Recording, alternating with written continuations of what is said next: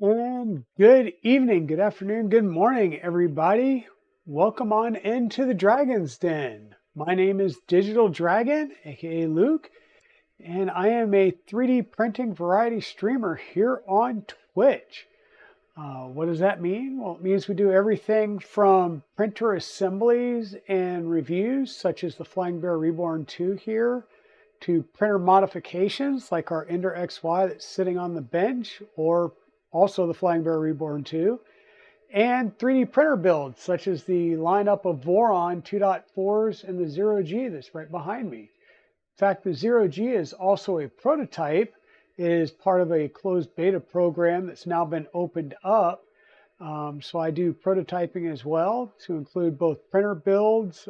We did the trad rack build right back here, which I still need to actually install on a printer and get going.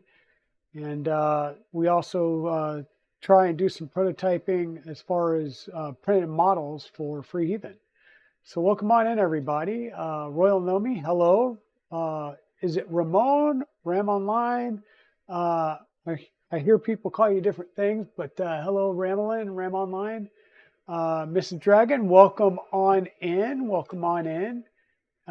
You're not going to be my conscience tonight and keep an eye on me?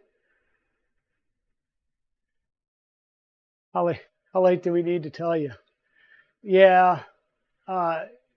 So I was on here Tuesday night. We ran until, what, after 10 o'clock?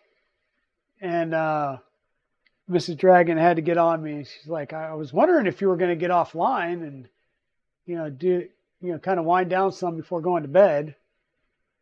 So yeah, we won't be online all night tonight. In fact, I am going to set a semi-hard timeline. So I just started to print here on the EnderXY, and we'll be running that. But we're also going to just chat some. We'll talk about our. Get this moved over just a little bit more. We'll talk about our next build in the series, which will start Saturday, which will be the LDO Motors Voron V02S1 kit. It is a red frame, and our printed parts. I have a batch that just finished, but these are printed in. It's a Sparta 3D, and this is Sparkle Purple Mist PC ABS, and that's really not showing up. This camera is way too dark. Let me go back over here, and we'll show that up here. There we go. So it is a PC ABS, so it's a polycarbonate ABS, and this is a Sparta 3D Sparkle Purple Mist. Hey, Free Heathen, welcome on in. Welcome on in, my friend. Thank you for the raid, Free Heathen, and thank you, Raiders, for coming on over. Let's see, we've got Abidus, Fotismet. Hey, how's it going, Fotis? Timor's in. Welcome on in. Humbler John. Hey, Humbler John, thank you for the subscribe. I appreciate that. And Free Heathen rated in with a party of 15. Well, welcome on in, everybody. You missed my little spiel, Free Heathen, so I'll start over again for that, for those of you that just got here. So my name's Digital Dragon. I am a 3D printing variety streamer here on Twitch. You may say, well, what does that mean? Well, it means we do everything from 3D printer, I'll say, assemblies. So out of the box, we assemble it the way that it's supposed to be assembled. We do printer modifications such as our EnderXY right here, which is taking a Ender 3 and converting it to a Core XY, to full up 3D printer builds such as our Voron Trident and 2.4s here. I do some prototyping as well, so I took part in the Tragrac closed beta as well as the 0G Mercury This is a full frame build enclosed. This was built during the closed beta. It's now been to Murph and Earth, showing off that beta, which is now in an open beta out on their Discord site. We also do 3D prints such as this awesome, Warhammer 40,000 Space Marine Chaplain build. There's probably some, it's over here, it's covered up by chat, which is probably a good thing. So Free Heathen doesn't cry about me having a Blood Angels helmet, but some other Warhammer helmets and some Star Wars helmets as well. So yeah, that's me in a nutshell. Hey K2 Kevin, welcome on in. Welcome on in. You like my shirt? Thank you. Be the person that, be the reason they don't quit. This is a Till Valhalla project shirt. It's specifically, the Till Valhalla project is specifically there to honor our veterans and to support our veterans with, who come back and have some mental issues that they need to work around. So it's a project that's kind of near and dear to my heart. So, but yes, welcome in everybody. You like that Ender, I think if kit is in budget, people can give it. Yeah, so the nice thing about this is this kit works with an Ender 3, Ender 3 V2, Ender 3 Pro, because you don't reuse the Y-axis, right? I don't know about some of the newer Enders, because I know like the latest Ender 3 V3 KE whatever uses a different type of aluminum extrusion, so that may not work out so well. But any Ender 3 or any Ender 3 derivative that doesn't have the that has the standard 20/20, 20/40, 40/40 extrusion should work in this kit. AK2 Kevin, welcome on in. And I've been fighting the Z offset on this for whatever reason lately.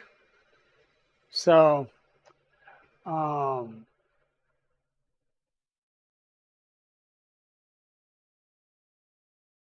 only shook your hand. I never grabbed you. Not sure what that is, but gotcha. Double the rainbow, double the fun, right? And yes, we've got our coffee. We've still got our Tripod's Garage coffee cup. Let me go ahead and switch our camera view so that we can see with the print. And of course, what better way of doing prints, but we're doing some Toys for Tots. These are some chameleons.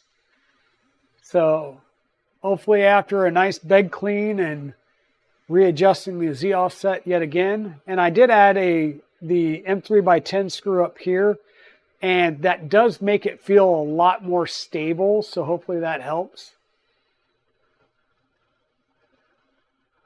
The coffee is great. I am drinking, once again, from my Tripod's Garage cup that I got at Earth.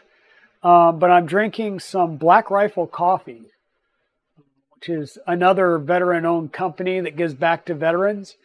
In fact, one of the things they do is for every pound of coffee or batch of K-Cups that you get from them, they send some to deployed soldiers downrange. So thanks, Fotis. Yeah, and I have another mug that's coming in. I have a new Cisco mug that I wasn't gonna, do the company one, but maybe. But I do have another one that's coming in that is a Esperona 58 mug.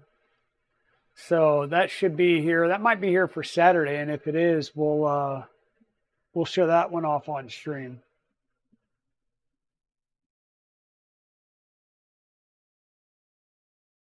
Yeah. Let's see. You need to collect exactly. Creators, if you have mugs, let me know. Also, you will see here, you may see in the screen that my StreamBot is currently Own 3D. I may be looking at changing that and going away from Own 3D, maybe over to Stream Elements or Streamlabs. So I am looking at ways to make the stream a little bit better, work a little bit better, especially things like giveaways and stuff like that. I don't do a lot, but I do want to do some giveaways every now and then. So, hey, Creatix Brit, did you sneak in there on me?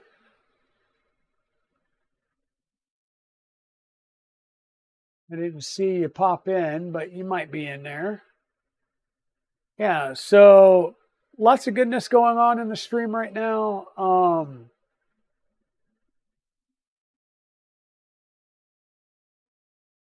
Oh yeah, we need to keep her busy making mugs, and that is one of the things. Like I want to work with the Stream Element stuff because I know that they can do.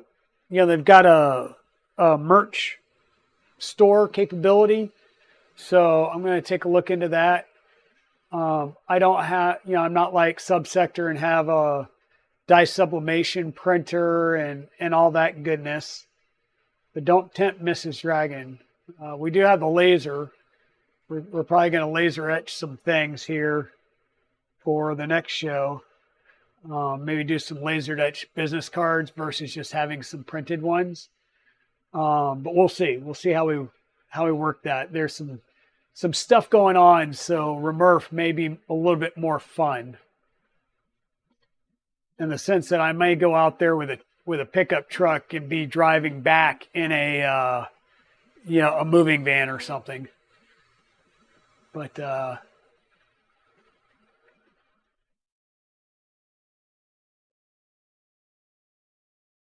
awesome, Kevin! Yeah, good. Get out there and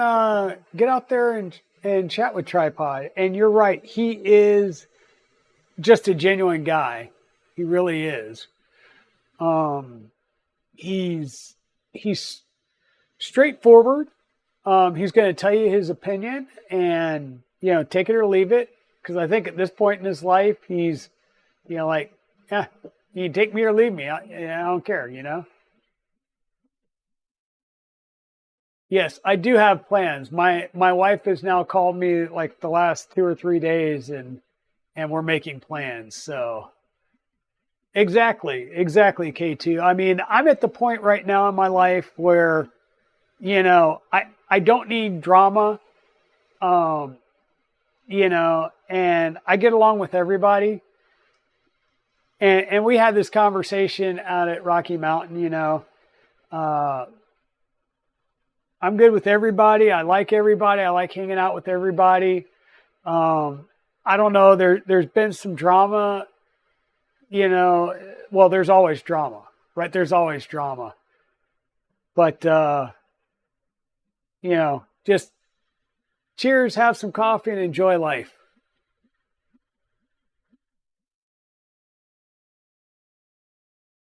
And hell, if I want drama, I'll just call my brother and get drama, get the latest family drama.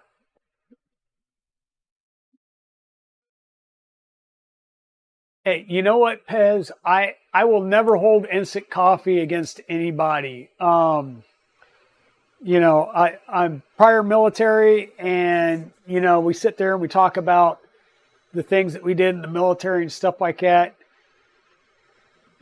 Drink instant coffee out of an MRE. Like I said, I've had MREs where the M&Ms in the MRE are expired by a couple of years to a decade, and we still eat them. We still drink the instant coffee out of them.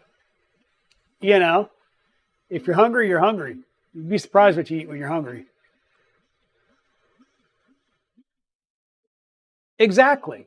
If I want drama, I'll go watch Maury Povich, Is he even still on? I don't know.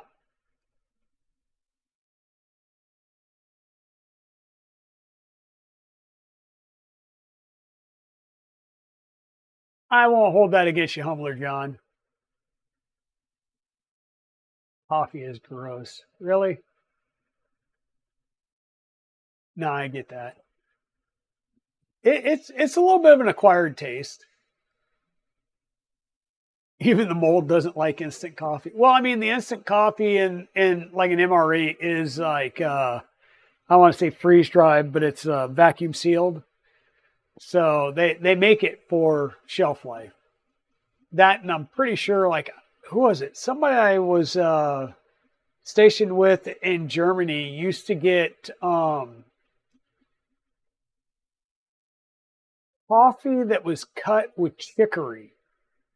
And I guess back, way back, maybe it was World War II, they would cut coffee with chicory to make coffee last longer, right? The coffee stores, because there was issues getting coffee and stuff. So they would, I say cut, but they would mix coffee and chicory, which actually isn't that bad. You can get that blend even still today. Yeah, chock full of nuts has chicory. It is more of an acquired taste, but once again, I'll tell you what, I had coffee at the office. I went into the office yesterday because I needed to conduct a meeting and just see my people face to face a little bit. And somebody had actually tagged one of the pots of coffee, strong. And I was like, yeah, really, whatever. Maybe some coffee. Walked into the meeting and I'm sitting there conducting the meeting. I reached over and grabbed my coffee mug and had that first sip and was like, oh, wow. Like, they said strong and they kind of meant it. Cheers to whoever made that one. That one kind of took me a bit by surprise just because normally I see people that say strong and it's like, yeah, okay, whatever. But yeah, that one was strong. That was kudos to whoever made that coffee.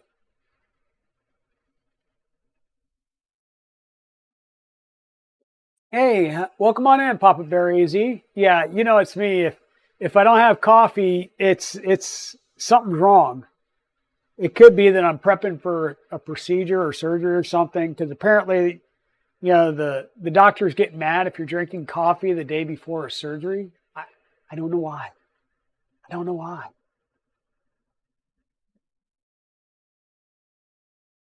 Eh, McDonald's coffee?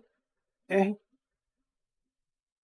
nah, but I make that statement or make that face, dude. Trust me, I've drank coffee from gas stations that I wouldn't use the bathroom at or eat anything out of. Like even if it was like prepackaged, I'll still go and drink the coffee. Right? Especially when you're up at 4:30 in the morning with your dad and he's going hunting with you for the first time, you'll grab coffee. I walked into the office taking the cold coffee that was brewed the day before, poured it into the back, filled it the rest of the way up with water, threw some fresh grounds in there, and brewed it. Um, there's all kinds of things you do in the military. You're just like, whatever. Hadn't killed me yet.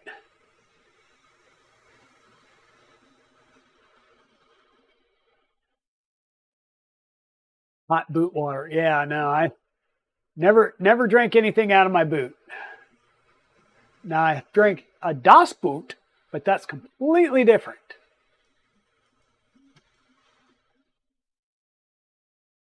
Uh, I love my coffee printer. Yeah, day old coffee is just cold brew. Yeah, I've not really been a cold brew type of person. Like every once in a while, I would drink one of the was it the Starbucks that you get in a little glass bottle at the store. Um, every once in a while, I'll drink one of those. I'm not. If coffee gets cold, I've got to nuke it and warm it back up or something. I normally cold coffee just doesn't do well for me. And we got the tail busted off of both of these two. Well, that stinks. So apparently I might be a little bit too high still. Or I'm too high now. So One of these days, I'm going to figure out the magic point on this and everything will be right in the world. And the other thing that I will show you guys on this, let me go ahead and stop this, because we are getting some things breaking off and it will cause us some problems.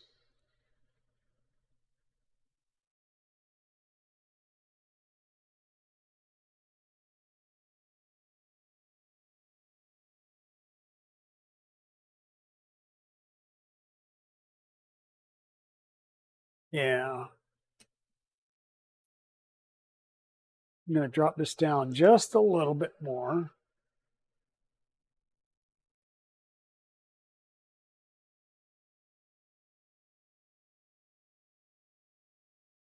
And we'll get that restarted.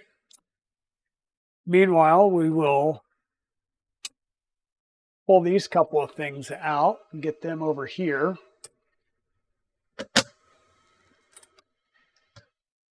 Because we've been printing parts for our LDO motors V02. So we got that. Let's give that another, actually, you know what? I'm going to try and do the penguins. See if I have any better luck with the penguins. But once again, this is the Sparta 3D Purple Mist. This is a sparkle purple mist, but this is the polycarbonate ABS blend that we're using for the LDO V0.2. So, and I'm not sure. It might be better. We might get there. That's a little bit closer to the right color on this camera here. So, another cool Sparta 3D color that's just awesome. And like I said, this is a polycarbonate ABS blend. So that's going to work really, really well on our V0.2, which is a small, fully enclosed printer that'll be able to get up to, 40C internal temp with no additional chamber heater. Yeah, I love the Sparta 3D colors. We got that and some more of the fluorescent red. And I also got their Sparkle Obsidian Black. And I don't want to take it out of the package per se because it will, it does start to absorb. But of course we got the Obsidian Black, which will have a little bit of that sparkle to it. And then because they were supposed to send me a roll of this from the show and they didn't, and I had already ordered the purple for the build, they sent me the one color that I didn't order in the PCABS, and this is the Sparkle Limebot Green. So we'll use this on a build somewhere.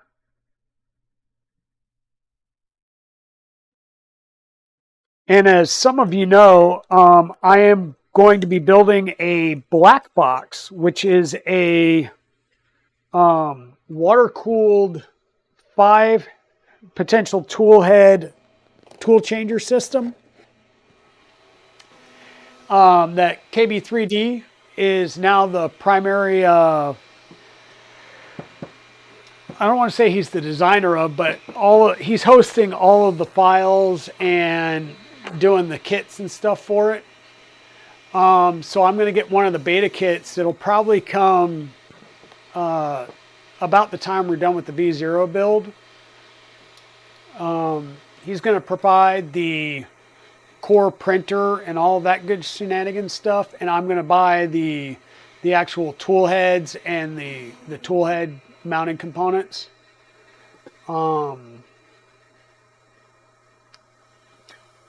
me keep an eye on the chat here. You have a small Keurig. Yeah, I have a Keurig at home. That's how I do most of my stuff, is Keurig these days. Burnt titanium. I haven't had that one yet, but I am going to try. I'm definitely going to be buying some more Sparta 3D.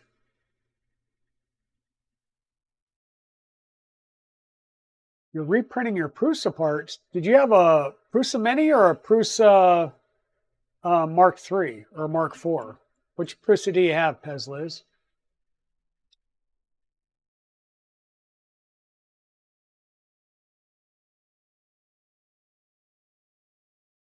And actually, rather than the Galaxy Gray,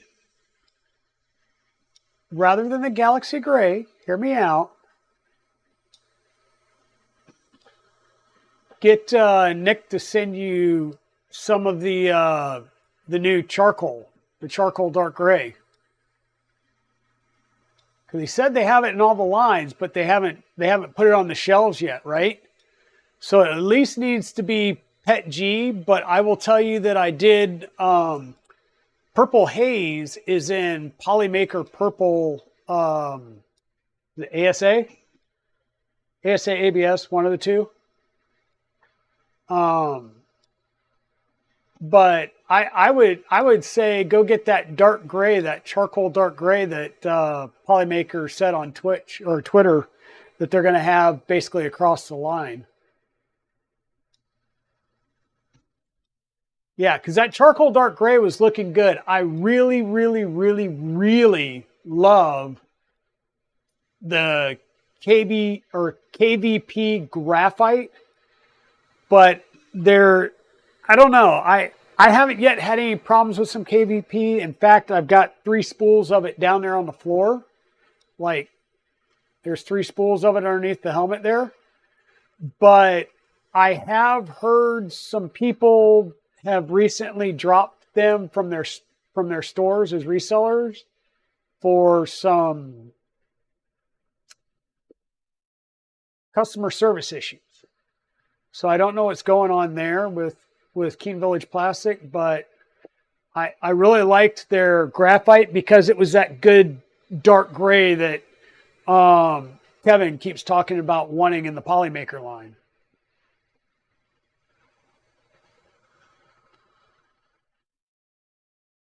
Yeah, I have to take a look at what they've got in their ABS and stuff.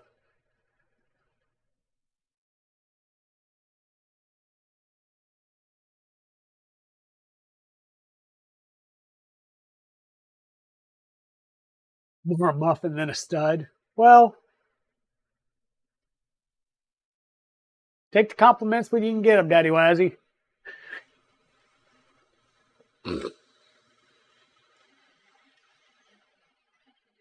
Yeah, so like I said, I had Purple Haze wasn't just it was a Mark III S turned into a Bear frame. So it was using the Bear 2.0 frame from FISEC. So all of the printed parts were in purple, but it also had an MMU2 and a buffer system hanging off the side that was all in the purple ASA. So yeah, it was nice. But it's relocated over to Dragon Den Site B, aka Evil Diesel's house.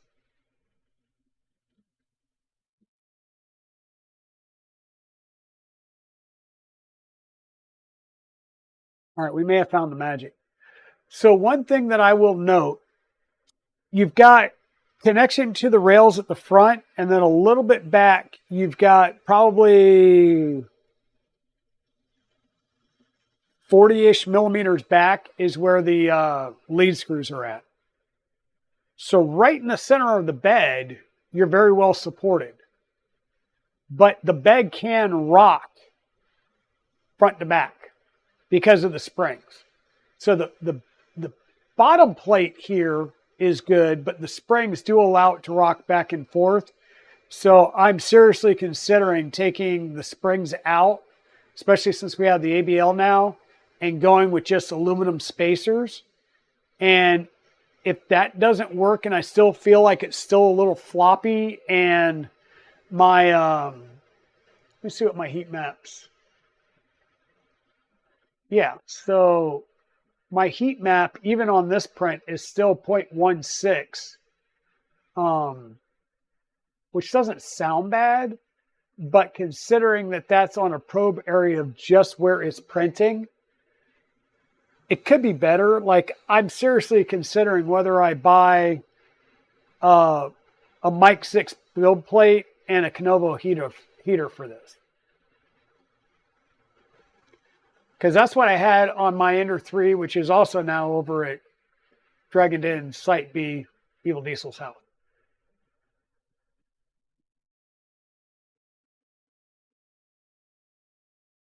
And hey, welcome on in, Maker Viking.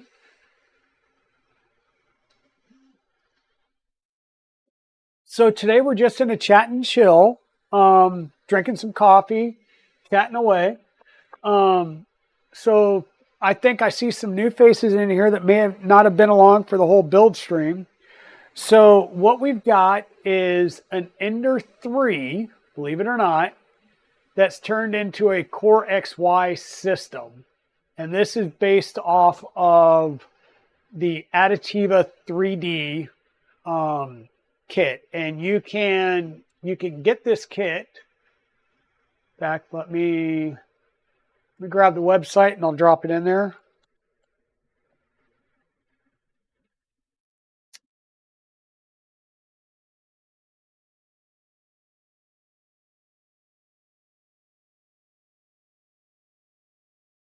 Boom. Okay, so here's the link to where you can go and get this kit. It does work for various printers, and I believe they've got a newer kit out there, or is it just for the belt? Okay, they've got an Ender 3 belt kit, an artillery belt kit, the Voron belt kit, which you need to do a 350 size Voron 2.4 in order to use the conveyor belt. It is considered a 90-degree conveyor belt versus, the true 45-degree belt printer. And then, yeah, so basically this kit, let me switch view here. Of course. Property, Chrome, there we go. Okay, so the base kit, and the base kit would be just the physical mechanical conversion to a EnderXY, would be $258. And so that would include the reuse of your Creality board and your Creality toolhead. Okay, which should be fine, right? Perfectly fine. Yeah, we're getting closer and closer to freezing temps here as well, Maker Viking. In fact, let me take a quick gander at the weather app, because we've been down in the 40s in the mornings. And okay, it was showing us as being down in the 30s later on, like this weekend and the next week, but it's come back up into the 40s and 50s. So it looks like we're going to warm up a little bit. But yeah, we're starting to get there. Definitely the chilly season, hence why you see me wearing jeans now.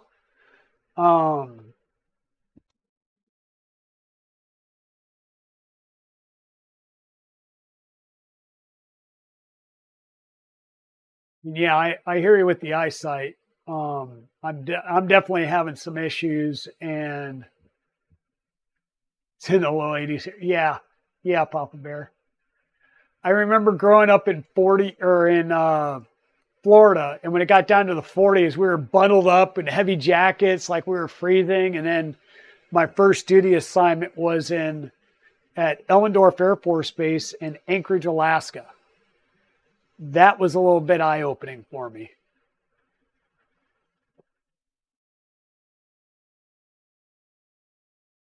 Ooh, speaking of ASA, I was like, wow, I don't hear things going. I almost forgot. I need to go ahead and get this heating back up. So the the PC ABS parts that I am printing for the V02, it's printing at a print head temperature of 280 degrees and a bed temperature of 110 C. So we're printing pretty hot. In fact, I put one of my little hygrometers back there at the back of the printer, and I'm getting mid 40s, and it drops the humidity in the chamber down to like 11% humidity. No, Papa Bear, it's 110 C and 280 at the hot end for polycarbonate ABS blend. So it's Sparta 3D polycarbonate ABS blend. And I just ordered some, we're going to give it a shot. I ordered some Prylene polycarbonate carbon fiber for the black box build. Now I do have some atomic carbon fiber ABS. So I've got some options there. I'm going to see if I have any issues printing the PCCF, then I will switch over and use the atomic polycarbonate, or excuse me, ABS carbon fiber. But we'll see.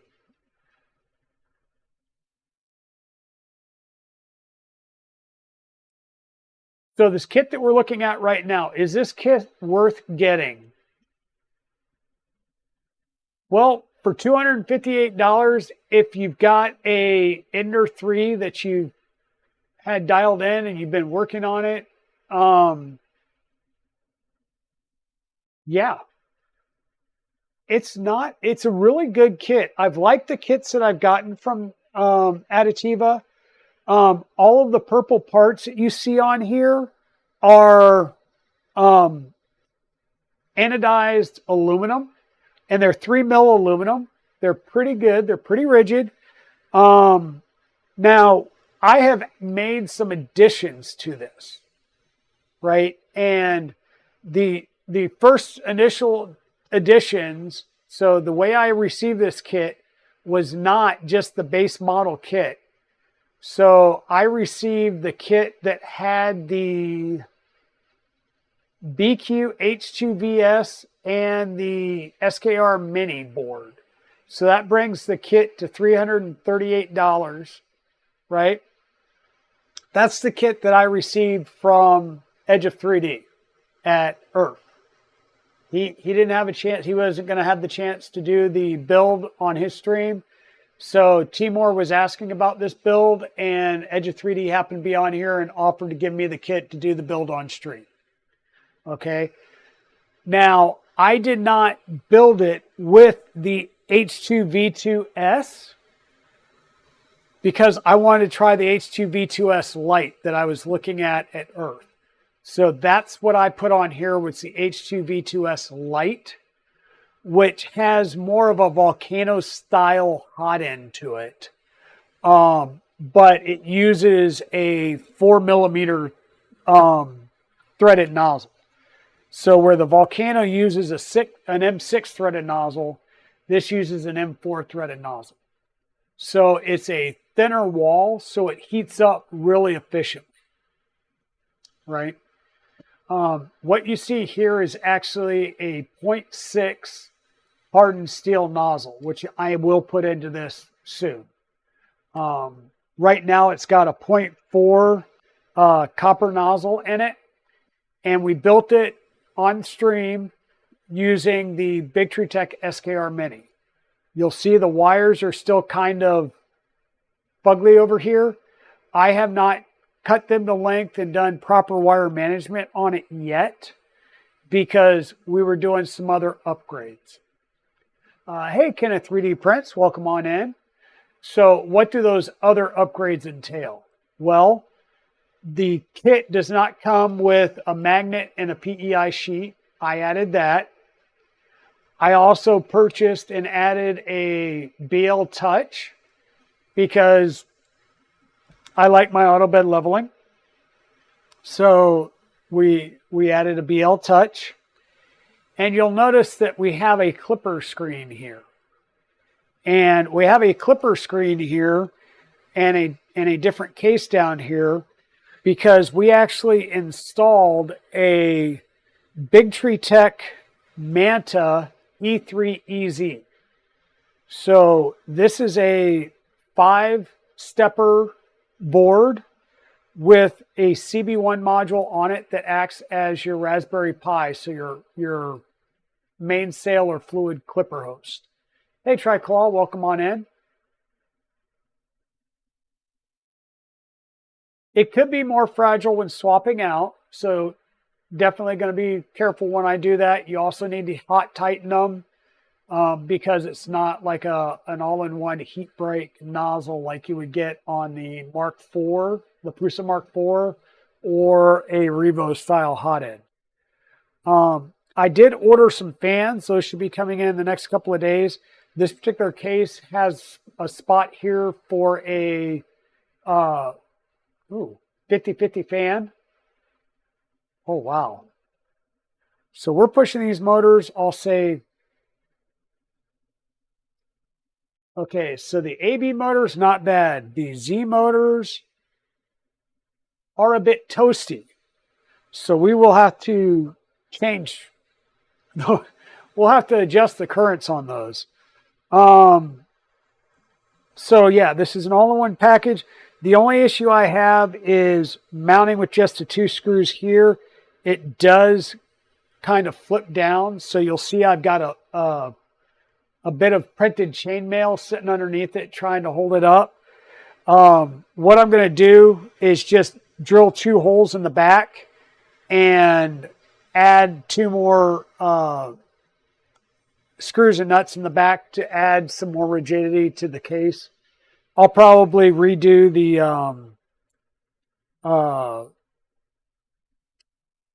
I'll remix the file to add those mounting points and re-upload it to printables. And this is printed in PLA, and feeling how, yeah, this is a little bit toasty. I'm going to leave the lid off for now. And I may be reprinting this case anyhow in ABS, ASA, something a little more high temp.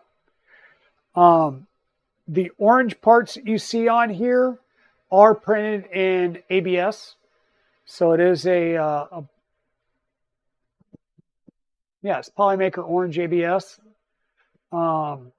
So it makes sense to reprint this in ABS. Like I said, this board's getting a little toasty.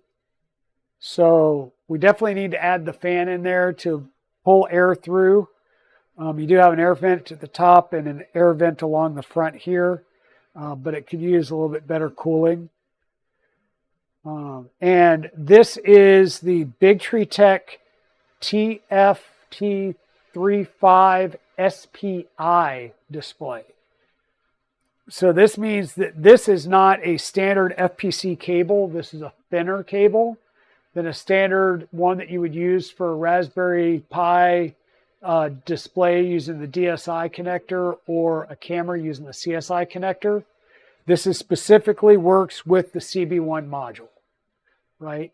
You can connect this display to a standard Raspberry Pi, but you will lose the touch functionality.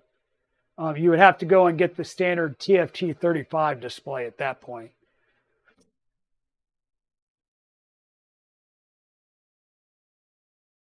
Oh yeah, I will definitely need to, and I'm seeing that at least one print is curling up.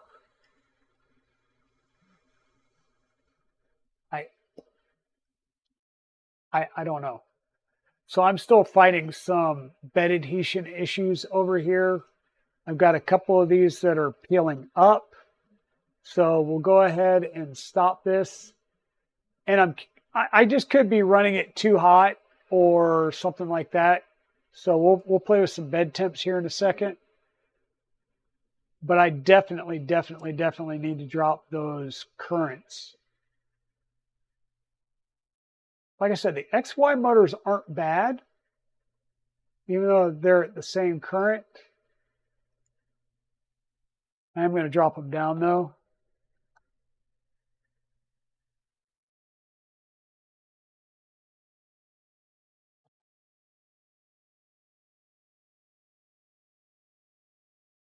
And they do provide you new motors for your XY motors. So they do provide you those. The Z motors, I want to say one of them is theirs and one of them's the standard. So, but we will drop both of those down as well.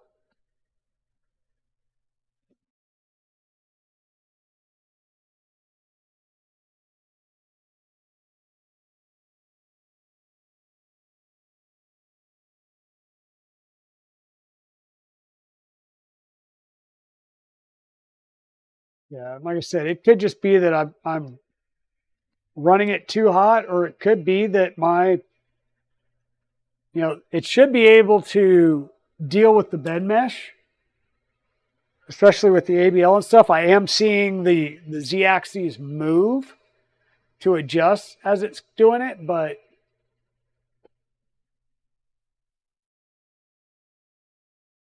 hey, Chewy, did you pop in here? There you are. I did not put the drop effect on this. This is actually running a BQ H2 V2S Lite. So it's basically BQ's version of a Volcano, but it uses a M4 threaded nozzle versus an M6. So it's a thinner nozzle.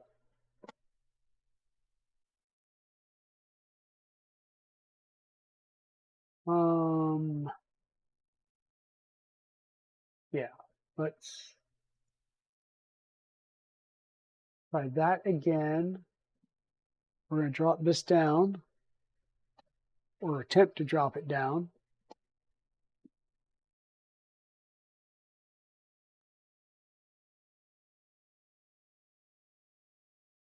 So what is a good test for this? Yep, short ad break, another 10 seconds.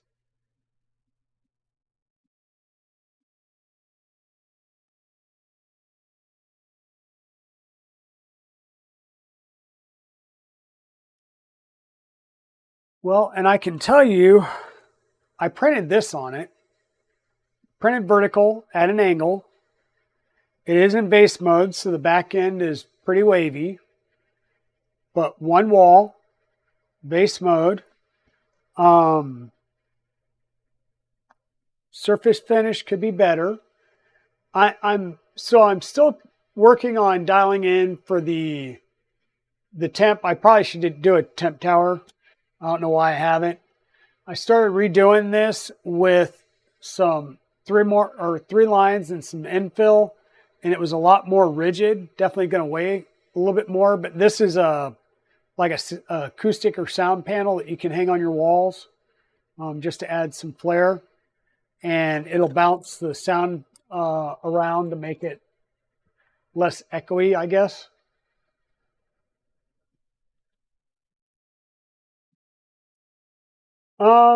Well, the problem is because we're using ABL and it's going to be adjusting, there will be slight movements in the motors. So the motors are basically engaged on the Z full time because they're making adjustments on the fly.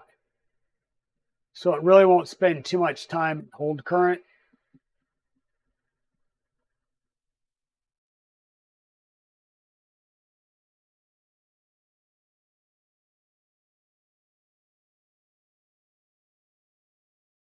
And like I said, right now when we I'll say some temporary wiring. Now it did provide Wagos and a length of wire for the bed. I'm going to redo that. I'm either going to resolder brand new wires to this bed that are longer so I can make quote unquote home runs or unbroken runs all the way back to the board. Or once again, if I go and decide to put a Mic 6 build plate on this, then I would have to put a Canovo heater on it and that would guarantee a flatter surface as well. I have no idea the provenance of this and how warped or tacoed this bed is to begin with, right? It's a Creality bed. It was a used printer that I used as a donor for this. I guess I could go downstairs and grab the other bed and the other remaining EnderXY I have in a box to see if its bed is any better. But yeah, probably not. Hey, Jerry 3DHP, how are you doing today? So I will tell you this. I am going to run a giveaway. I am going to try and run it through my own 3D dashboard like we did the last time. I'm going to start the giveaway at 7 o'clock Eastern time. So in a little bit, about a half an hour, I'll get it started. And then it'll run for 30 minutes, and then we'll pull a winner. But this is another reason why I might be trying Stream Elements soon. Is there's just some things with Own 3D that don't seem to work as well as I think they could or should. So we may be swapping over to Stream Elements. So.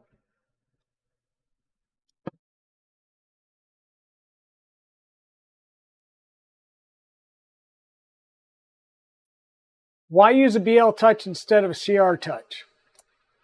The mount was for a BL Touch, and the CR Touch is smaller. As it is, this mount is actually geared for the H2. No, that is for the H2V2S Lite, but we had to put spacers here to get within the right range for the BL Touch. So when we mounted the BL Touch, we actually ran the screws from the underneath, and we used so a screw at the BL Touch. We did a washer and a nut, put it up through, and then used a lock nut at the top to keep it on there. Hey, Royal Nomi or BC, whichever one it was. Thank you for the 5 tier 1 gift subs. Let's see, Silverback Creations, Wolfman Crab Arms, Layer by Layer, 23 Blue Dude, and Steve Builds got gifted subs. Thank you very much. It was you. Yeah, I figured it was. Yeah, it was just a mechanical reason. I've used. Oh, thank you for the heart bits, Pezliz. Thank you very much. I've used BL Touches. I've used Pendaprobes. They all work well for me. I've used the PLO5s or whatever the Omron little square sensors are that come with Vorons for the stealth burner. I've used those, and I've used both a printed tap and CNC tap. And so far, all of them do really well. They do what they're supposed to do. Now, if you, I prefer to do a bed level at every print. It's going to give you the best bed mesh, especially if your bed, if you're printing different materials at different temperatures and bed temps, your bed's going to vary. So try and, like in the case of the Voron 2.4 behind me, since I normally print at about 100 C, and I'm now printing at 110 C.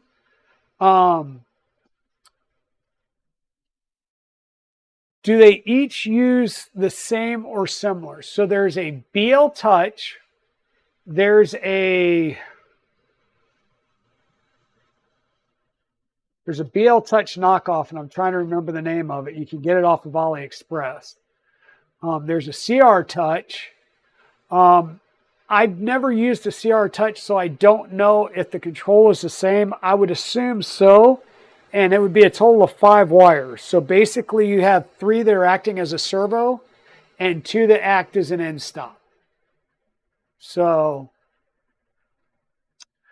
oh, hey, thank you, Royal Nomi. Thank you for giving Maker Viking a tier 1 gift sub. Thank you. We're close to a hype train.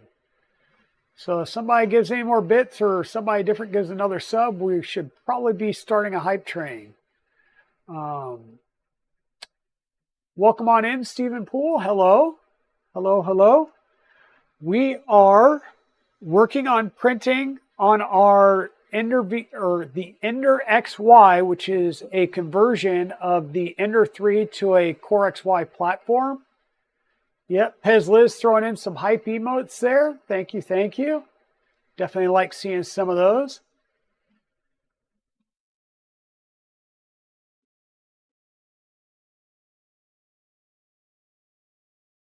So Kenneth 3D prints. Yes, Big Tree Tech makes one as well. It's the well, you got the CR Touch and you've got the it's BQ. So BQ BR or Big Tree Tech, pretty much the same thing. But BQ has one that's really small, and that's why you got to be careful and get a mount designed for the one that you're using. And thank you for the 300 bits, K2 Kevin. I believe we just kicked off a hype train. So awesome. Awesome, awesome, awesome. Thank you for kicking off a hype train. Pez Liz, really? 1, 2, 3, 4, 5, 6, 7, 8, 9, 10, 11, 12 individual bits. Thank you. Now those are foxes, huh? Yep, 12 little foxes. There's a train coming. Everybody jump out of the way. You picked up a CR Touch and plan to install it at the same time I swap to the 427 board. Okay, Ram Online, there's a couple of different ways that you can install those. So, and funny, this is for a 422 board, but it should be very well close. Hey, K2 Kevin, thank you for the cheered bits. So you should have a standard BL Touch connector, sort of like this. This is a diagram that I got off of Teaching Tech's website. I'll highly, highly, highly suggest you print these out or have them pulled up on a website when you're looking at them. On the Creality boards, people have had luck connecting them up with the dedicated pinouts.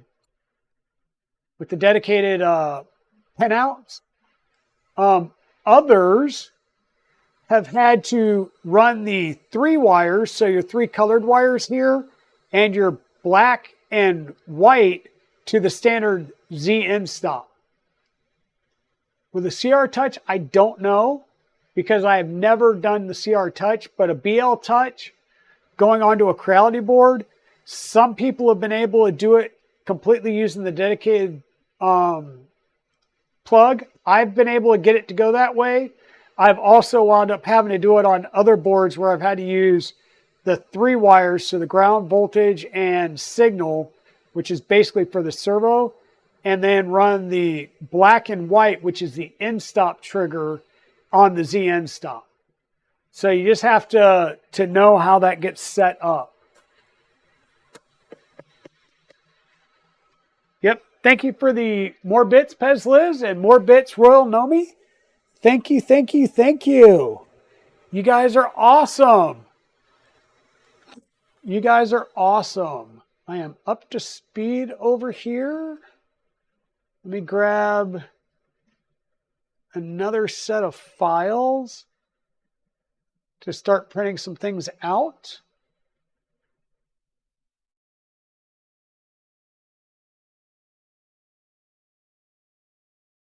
Now let's do the top hat stuff.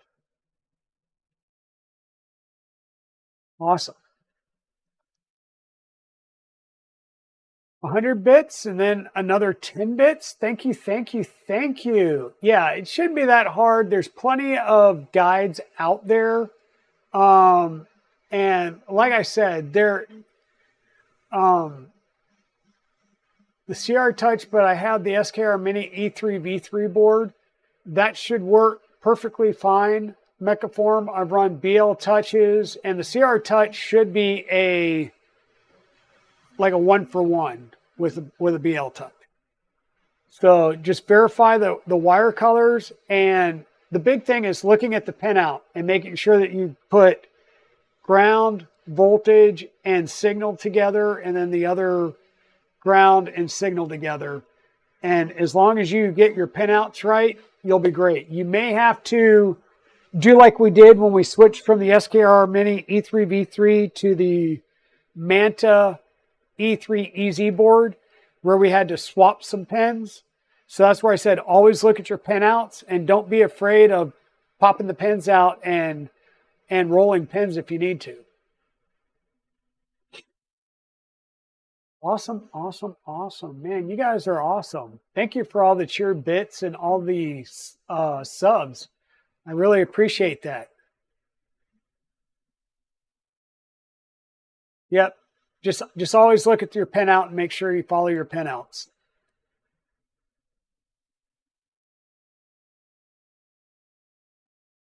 Okay. Hype train's done. We completed a level 3 at 55% with 6 subs and 1,559 bits. That was awesome. Thank you guys. And everybody's getting some new Hype Train emotes. Those are getting delivered out to everybody now. Thank you so much, everybody. Thank you, thank you, thank you. You know, subs and bits are never required. Just being here, giving a follow, you know, make sure you go and check the bell and make sure that you're set to get notifications. But just having everybody here and hanging out with everybody is awesome. For those of you, you know, I love my coffee and I love just hanging out and chatting with everybody. And I am going to sit down for a little bit. But yeah, I just love hanging out with everybody and getting a chance to chat with everybody. It means a lot that you're willing to take your time and hang out with me. So we're at 6:37-ish. What I will do, so I said we were going to open it up at 7. I'm just going to go ahead and open it up now. I believe it lets me do it for up to an hour. So let's go ahead. We'll do it for 59 minutes. And the keyword is going to be exclamation point BQ. That's BIQU. So if you want to get in, type exclamation point BIQU as in BQ in lowercase letters, and we will be giving away an H2V2S right around 7:30 this evening. There you go, Humbler John. I just saw you pop in. Shaudel just popped in. Pete Savas, Ram Online. Okay, so it's working better today. For whatever reason, the other day, we had a bunch of people that weren't showing up, and we had to restart it 2 or 3 times. So hopefully we don't have that issue and everything goes smoothly this time. But once again, that is one of the reasons why I'm possibly looking at going to a different platform. Because I do want to be able to do some giveaways throughout some of my builds in the future. And I just need something that works better. And if I have to, even I may look into doing the, going to a Google form and the wheel like we see Steve Builds and Steve Builds and Nero and Modbot and a few others do. Because that's simply copy and paste from a Google form. Let's see. Royal Nome I did see in there. Maker Vikings in there. Awesome. Everybody's getting in. But yeah, so if you're very interested, I really like these extruders. They I'll say I have not used H2V2S because I've given both of them away. But we used the H2V2S Revo edition on the belt printer, and we're using the V2S Lite over here on the EnderXY printer. Let me go ahead and see about raising you guys up so you can see the print itself a little bit better. There we go. We'll bring you up and give you a little bit better view there. Poondog, oh my gosh, Poondog, how's it going? Long time no see, my friend. So we are going to be doing a giveaway, Poondog, for a BQ H2V2S extruder. The giveaway is open right now. If you're interested, type !BIQU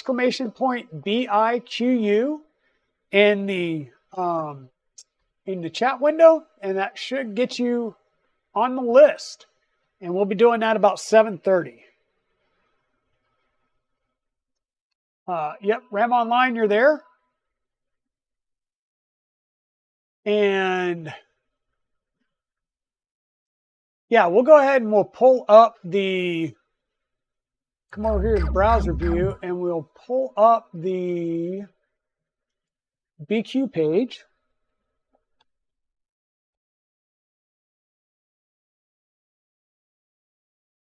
Whoop. Apparently it's not that.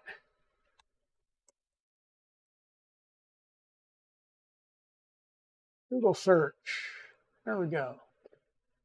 Apparently it's BQ equipment. All right. So you'll see that they've got a few things in the lineup. They've got the H2V2S, the V2S Lite, which is the one that we have here, which is a little more skeletonized and stuff. You've got the H2V2S Revo, and then you've got the Lite Revo. And as you can see, the Revos do add, so the $14 is for the part cooling fan, by the way. The $119 or $199 is the cost of the extruder.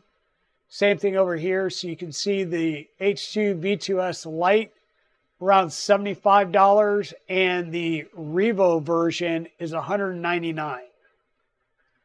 And the reason the Revo is so much more expensive is, one, it's coming with the E3D ecosystem, which is a little more expensive. And it's got the, what is this? I think it's a 60 watt. It's got the high flow heater on it, the high flow heater block versus the standard heater block. But what we're giving away is the H2V2S extruder. Specs on this, it's 195 gram for the weight of the extruder. It's very small. Supports up to 270C on the hot end. It is an all metal hot end. It is a 7-to-1 drive gear, and labor saving level, I don't know about that. But it is very light. It is very compact. I will tell you that. The craftsmanship is pretty good. This easy filament feeding lever, that is awesome. The ability to just pull that lever forward, insert, and you can go all the way down to the nozzle, flip it back, and it's pre-tension, and you're ready to go. If you need to change the tension, there's a little screw that you can see right here on the right of this video, or this picture, and that's where you would adjust your tension. So if you're going to be using TPU or other flexibles, you could use that. Hey, Evil Ash, welcome on in, and thank you for joining in the giveaway. Stephen Poole, or I'm sorry, hey Bionic, welcome on in, welcome on in. You don't have a printer, but Daddy Wazzy does. Yep, yep. Yeah, the Revo is interesting. I put the Revo on the belt printer because E3D had given me, Georgia from E3D had given me 3 of the nipple nozzles, aka the belt nozzles for the Revo system. So I had to have something I could try that out.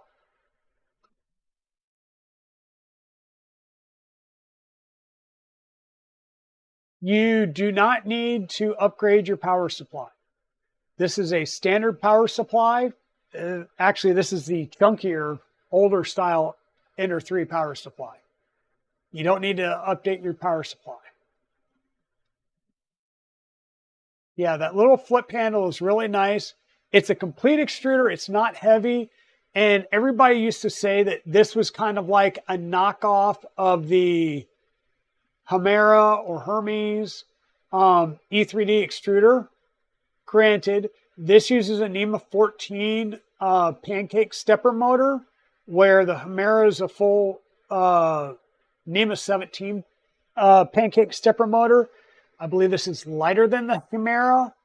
I have never used a Hemera, but this is a solid extruder, right?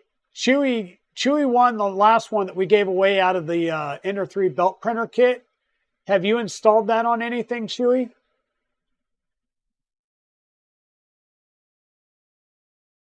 And yeah, like I said, 100, what was that? 130 or no, 195 grams for this extruder. It's all metal. For the hot end, it's all metal in the gears. It's all metal in the housing. It's awesome. And your cooling fan here, your the hot end heat sink is actually curved, so it blows the hot air out towards the front and away from the print, so you're not heating up the print as you're going. Yeah, it's pretty much a knockoff, but it works great.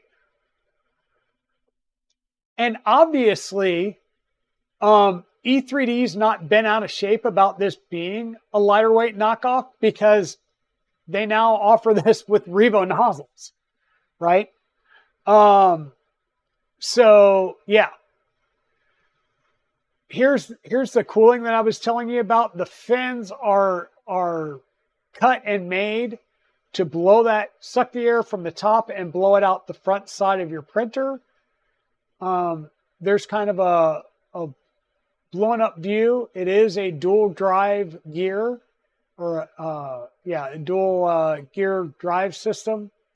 And it's very, very short between the gears and the nozzle itself.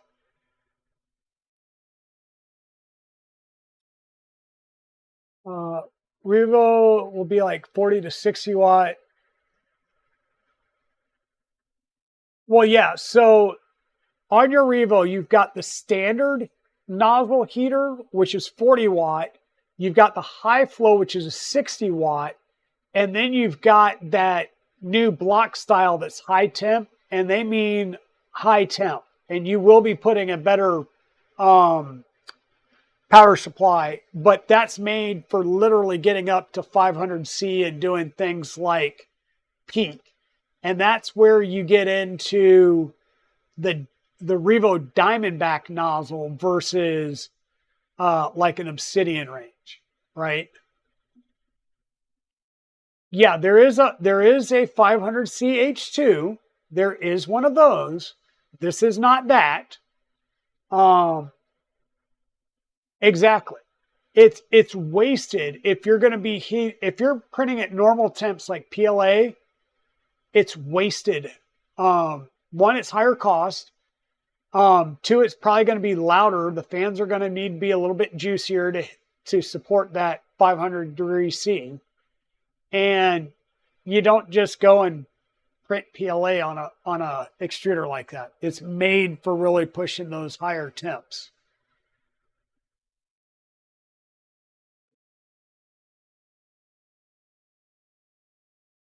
But it went, I think somebody is running either a light or an H2 V2 or an H2 style on a Rook somewhere. I think there is a thing for it.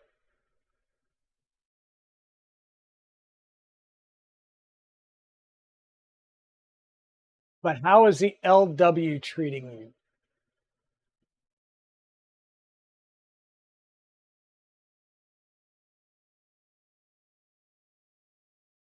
Help me out there, zombie.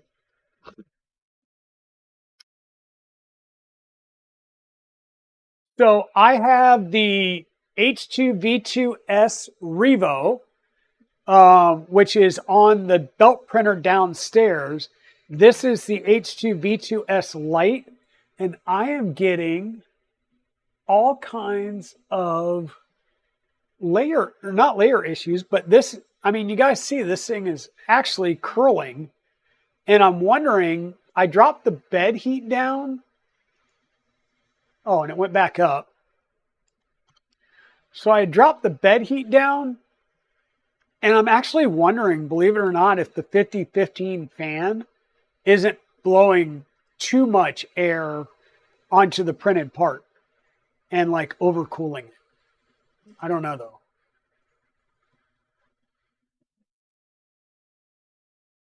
though. There might be, Chewy.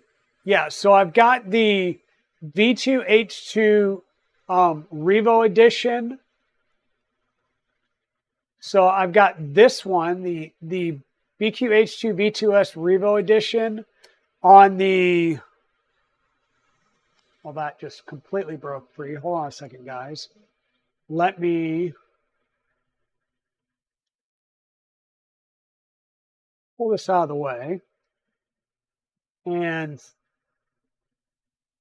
oh, apparently I hit cancel instead of, I didn't really want to cancel.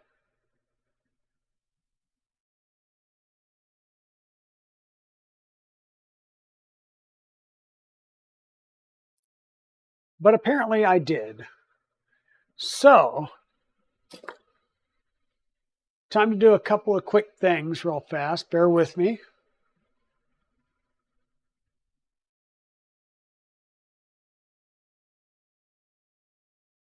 So one, I'm going to drop that down a smidge.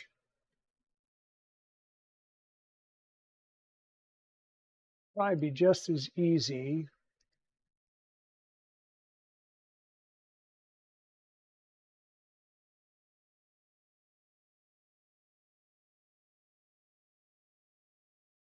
I say just as easy.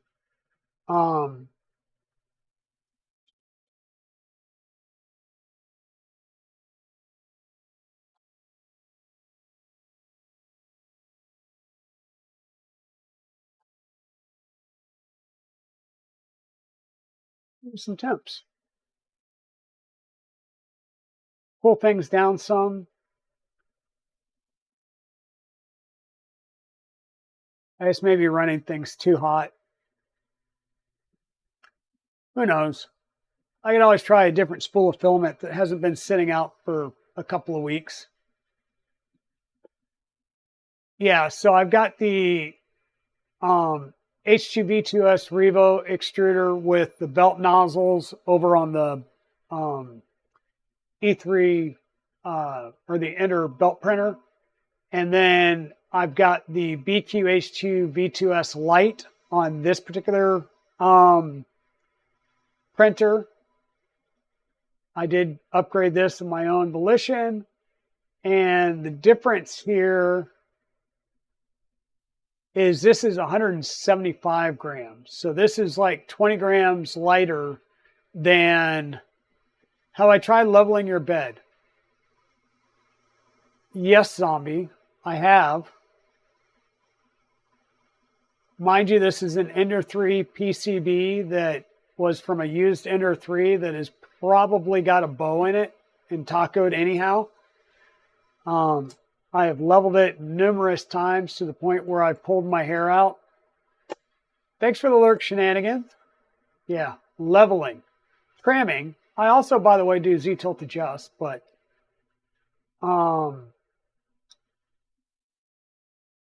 yeah. But we were going through the H2 here. Whoops. Yeah. So it can get up to 270C. It's a standard M6 threaded heat break and a threaded nozzle. So you could easily swap this out with any M6 threaded nozzle. So you can put a hard nozzle or anything else on here that you want. Uh-oh, zombie. Liz is calling you out. Aren't you supposed to be hiking and doing exercise things? It comes with everything that you see in the box. So you'll have your wrenches, your Allen wrenches, your motor cable, your extension cables for your heater and thermistor, your fan cover, yada, yada, yada. Dimensions and specs. And the nice thing I like with this page is extrusion based on the existing E-steps. So for Marlin, 932 millimeters at 16 microsteps. Third, and then calibrate, but it gives you a good starting point. Clipper, 3.433. Recommended motor current, 800 milliamp. So you've got your gear ratio. Now, when they say rotation distance, you don't put in your gear ratio and your rotation distance because it will use both of those to calculate. Don't bother putting in the gear ratio, just put in your rotation distance, you'll be good. And then, yes, calibrate it. Do your standard E-steps calibration, which is measure 120 out on the filament, extrude 100, measure, do the math, do it again to verify, and you're good.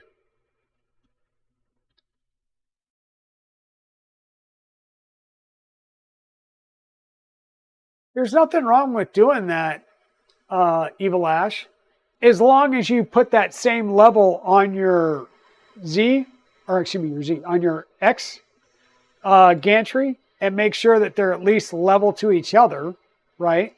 There's nothing wrong with that. But trying to say that your bed is level with a spirit level just means it's level to the earth, not level to any other part of the printer. But if you're checking to make sure it's level at the X gantry and the bed, that's not bad. Or you can use 2 cans of chicken noodle soup, a la Daniel Modbot.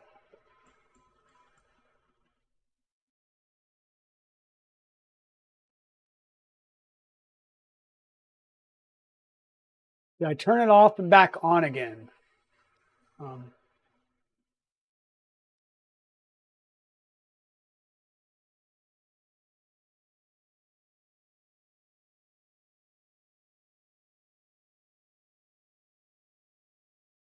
And that's one of the reasons why I'm doing the Z-tilt adjust that you just saw it doing, is at least at the mount point where the lead screws are, it's tramming that to be level. And in fact, between the left and right side, we are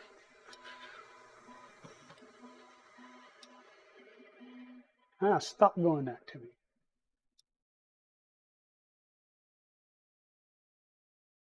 Yeah, we're at 0.0075 millimeters difference between the height of the left and the right side. And that's using a BL Touch.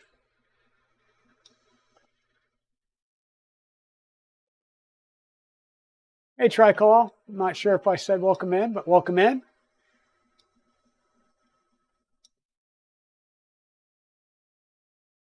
Let me pop back over here and see if Mrs. Dragon's still lurking in here. Are you still in here, Mrs. Dragon? I don't see her in the chat. But yeah, there's a few of you that are new to the chat. So I will say we are printing the parts for our LDO Motors V02 build. And here are some of the parts. This is Sparta 3D. This is a sparkle purple mist and polycarbonate ABS blend. And yes, I do notice that there's a little bit of a curl up on the side, but it shouldn't be anything that would affect this part. We may go through and reprint, but you know, I'm still getting a little bit of curl up on this, and I don't know why.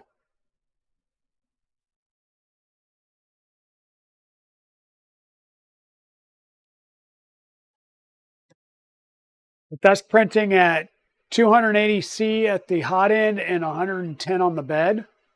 So, yeah, well, the boss has left me alone, but she sneaks back in from time to time. So she tends to check on me. She does tend to check on me.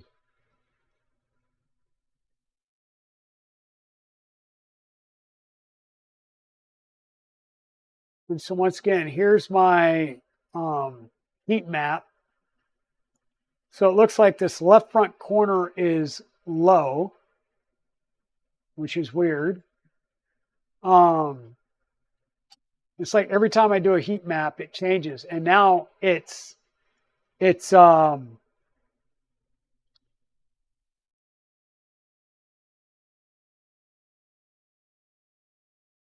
the extruder started clicking like it was too close to the bed, and it was preventing it from printing. Yeah, I don't know. This is just weird. It's something is inconsistent, and I don't know why. But I do know that this bed can literally flex from the center point. And it does that because of these springs. So I'm seriously thinking about, and if this print fails again, let me go find some spacers, because I will put aluminum spacers on this thing and hard mount it and just be done with the darn springs. I just have to find those spacers.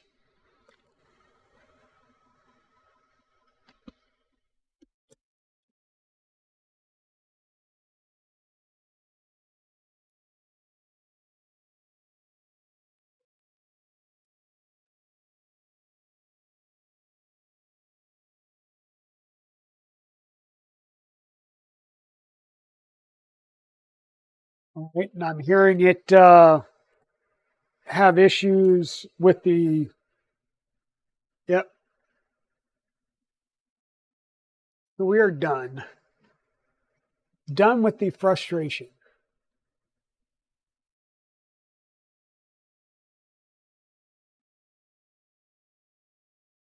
We'll let that cool off, and one by one we'll take the bed springs off. I guess not necessarily one by one, but we'll take the fronts off and then the rears off.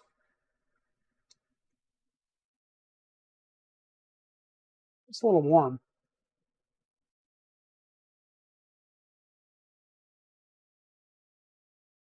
So the other thing that I've thought of, so the way that the bed is mounted, it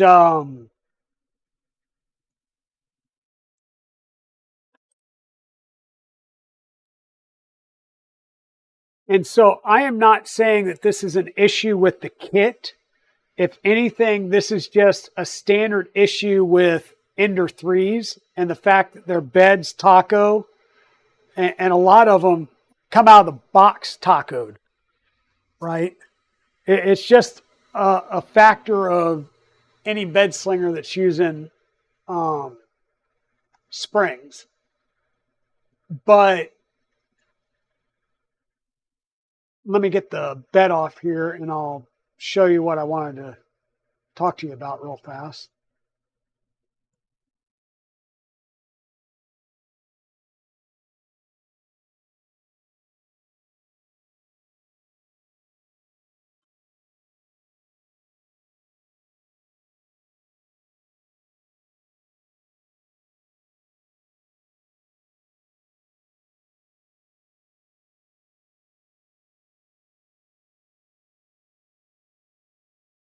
There we go.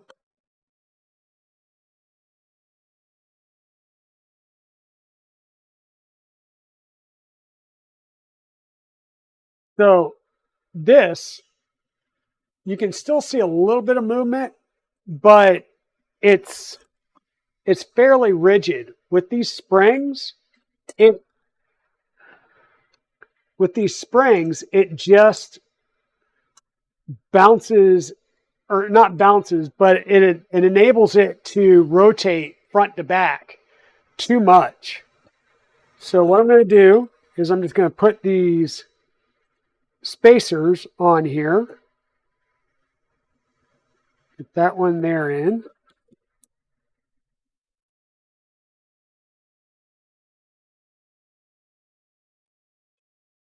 Go back around through the back.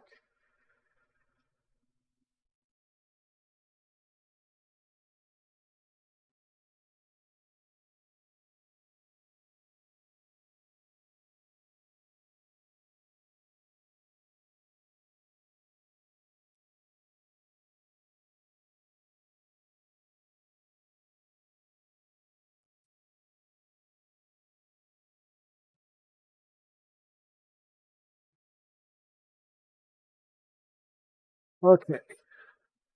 Now, this will make it so that we're hard mounted.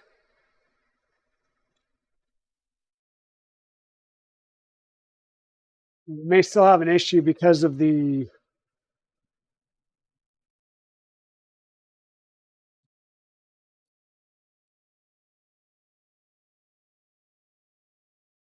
what I want to do is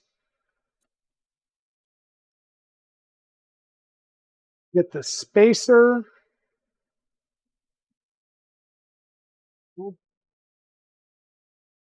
Need to get the spacer on the screw, and then the strain relief on the bottom. Otherwise, we'll have this corner would be higher than everything else.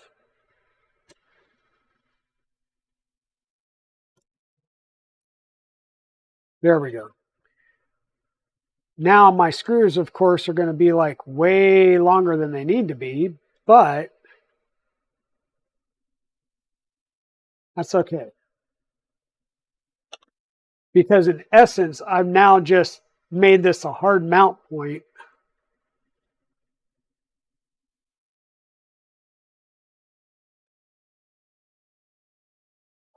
Which some of us will say is the way all of the Creality beds should be. And I think they finally just started doing this. In the latest, is it the KE or maybe even the latest two Enders they came out with? Aren't they hard mounted beds? Zombie, if you remember from the Creality event.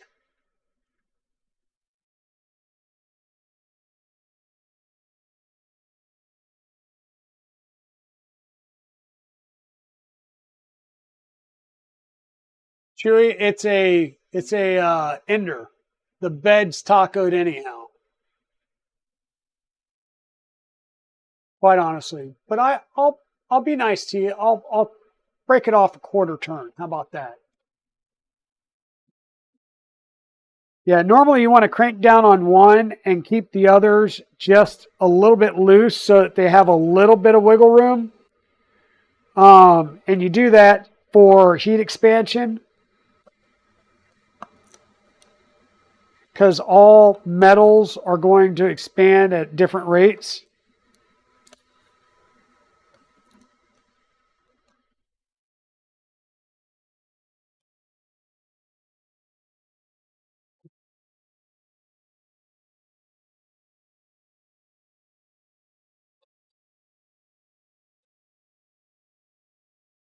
Okay. Now let's work on getting some of our fingerprints off there, now that we just put some fresh fingerprints on there.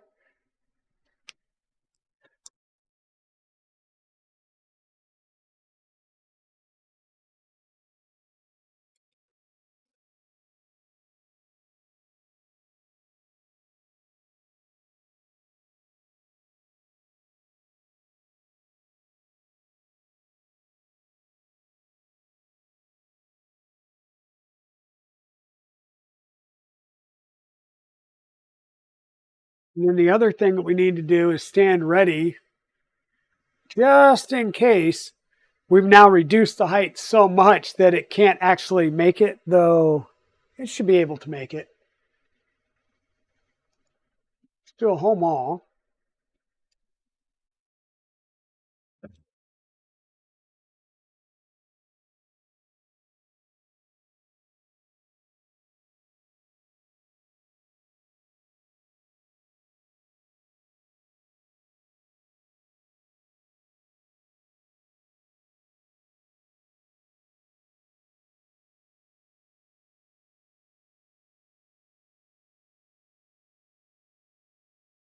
I don't know if you saw that, but I'm going to bring you over here and I'm going to show you this. And this is the issue that I'm running into.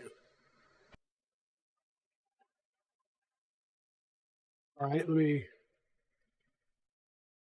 drop down that. I'm going to say home all again.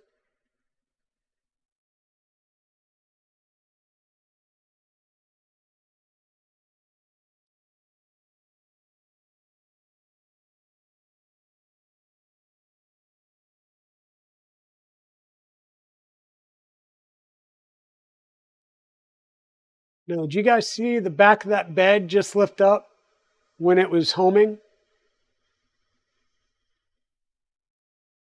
Let me do it from the front, and we'll do it again.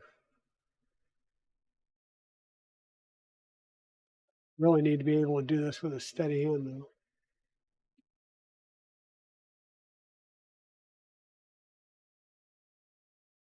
Oh, is it hitting the end stop over here first? That would be why it's doing it. Yep. That would be why. Thank you. See, that's why I have you guys here for your additional eyesight parameters.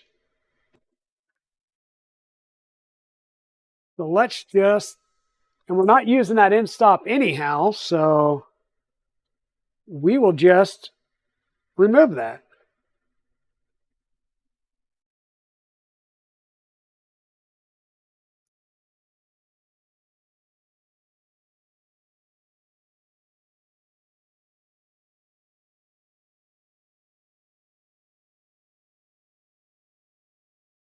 Good catch. That's why I was like, why are we getting a big movement out of this bed?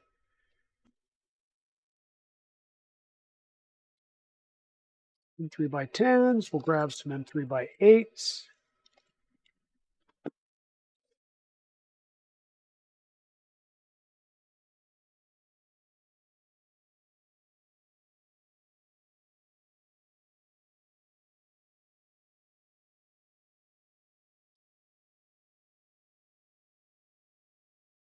And we should be good without having to do anything else.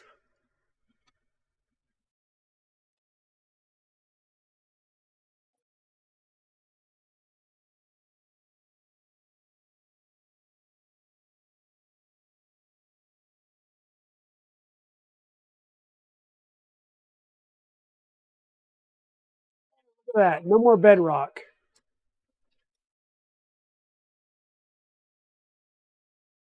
Coffee time. Yep. Cheers, everybody.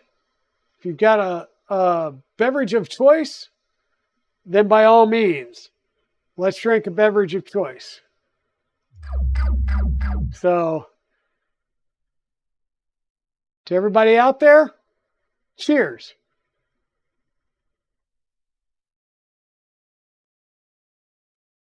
West 3D hot sauce is fire. Okay.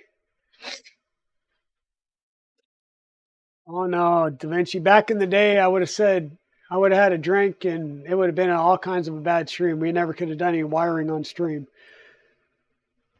Okay, so I just saw Thunder Keys hit the good old bang BQ, and I didn't see it update. And this was the issue I was having before. I don't know if it's just a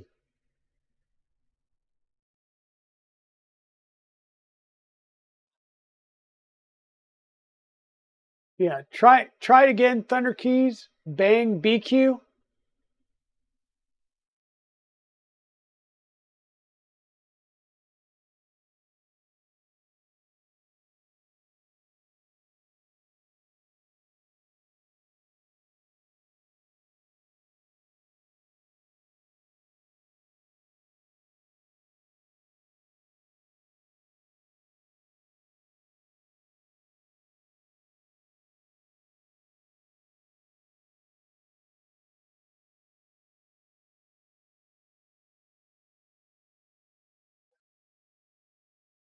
No, not bang BTT. Bang BQ to enter to win. Um, Evil Ash. I've got you, Evil Ash. I've got Timor, Ramelin, Royal Nomi, Shaudel, Stephen Poole, Triclaw, Bionic, Mechaform, Pete, Kenneth 3D Prince, Maker Viking, and Humbler John. Nick.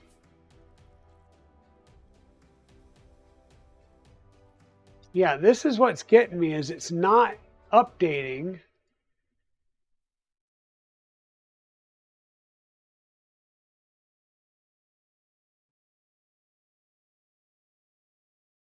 You're good. 3v7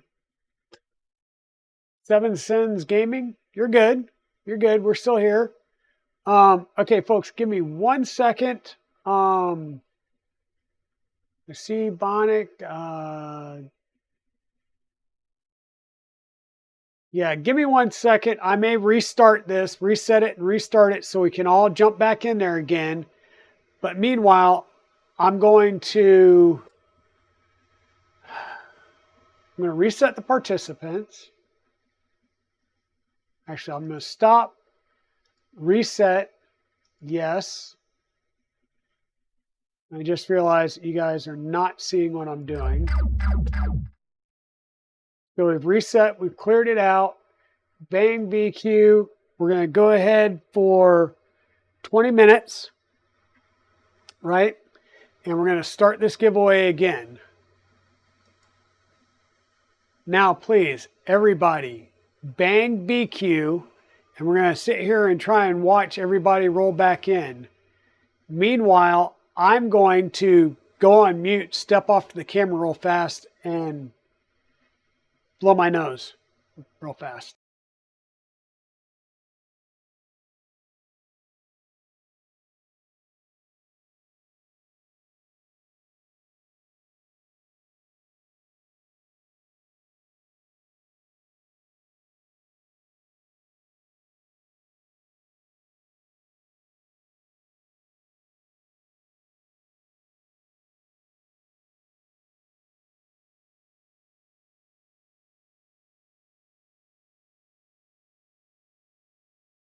Okay. And actually, I'm going to grab a Hershey's Kiss as well, or a couple.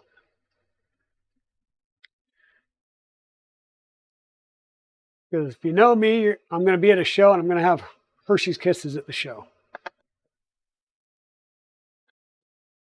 It was pretty much lunch the whole time at Earth because I didn't have lunch at Earth. Okay, so we got Humbler John, Maker Viking, Kenneth 3D Prince, Pete Savas, Mechaform, Dandelion, Thunder Keys, Creatix Brit, Critic 482, Triclaw, Stephen Poole, Nick, Rodney Mack, Shaudel, and Shenanigans. If I didn't call your name, please try and hit bang BQ one more time. And hey, Creatix Brit, welcome back in. Welcome back in. And we will, you met me at Earth? Okay. I will say, please,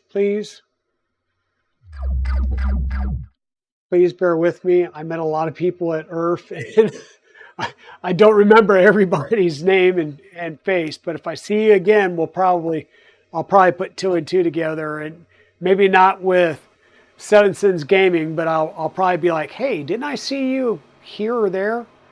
So please bear with me there.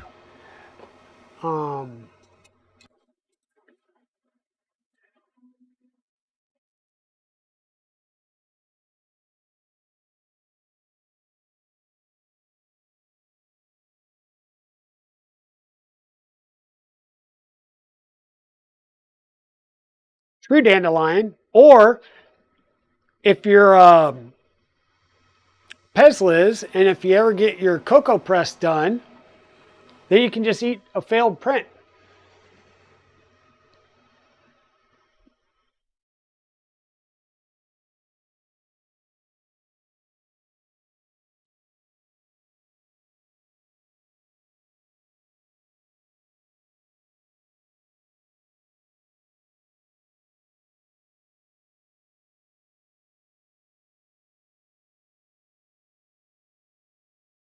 So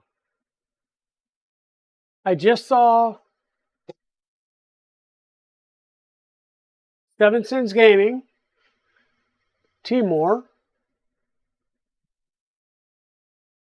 and we're not seeing it anymore.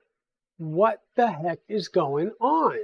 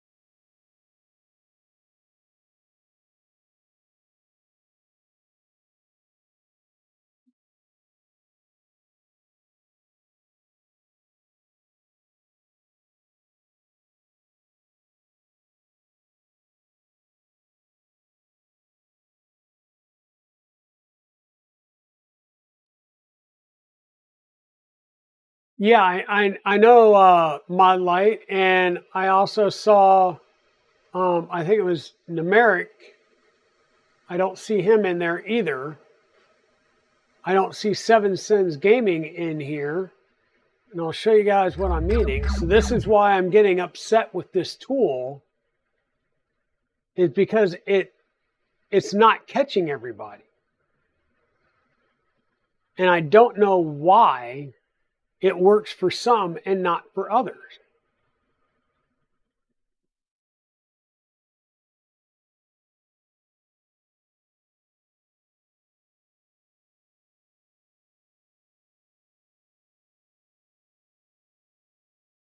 So it just worked for Pez Liz and added her in.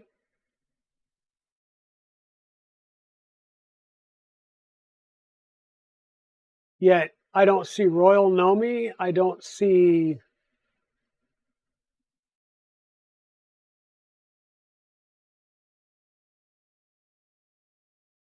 Okay, there's Numeric.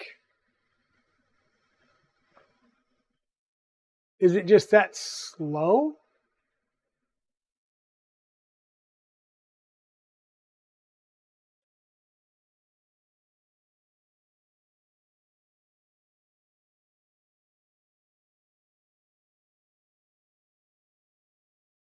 Yeah, like I said, this is why I'm thinking about going to something else.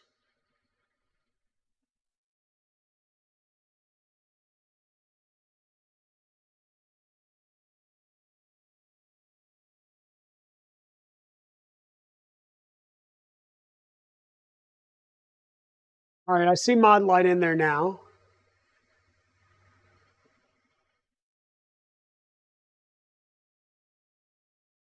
So I've got Humbler John, Pez Liz, Maker Viking, Numeric, Kenneth 3D Prints, Pete Savis, Mechaform, Dandelion, Thunder Keys, Bionic, Creatix Brit, Critic 482, Modlight, Triclaw, and Stephen Poole.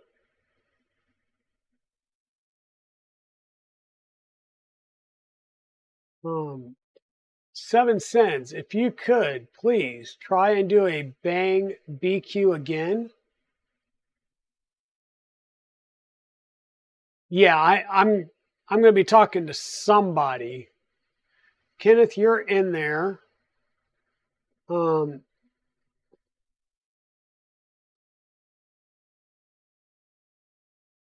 just trying to make sure I can get everybody possible in here and that we don't keep missing people, because this is definitely why. And Shenanigans, yeah, I didn't see Shenanigans in there.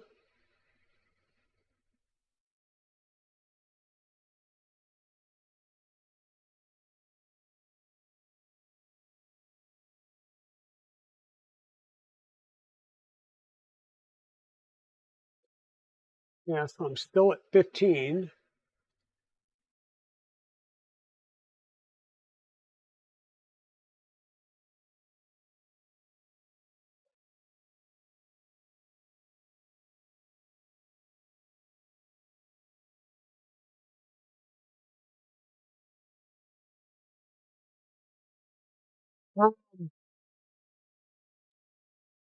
No, you're not showing up in this, and that's what's really making me angry.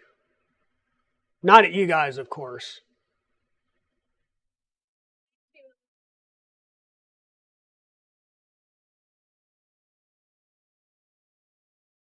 Um,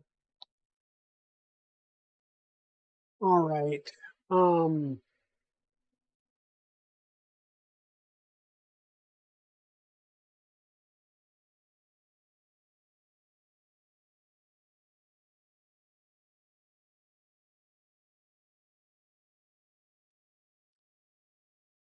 Bear with me, folks, because I do not have time to try and set up something. Um,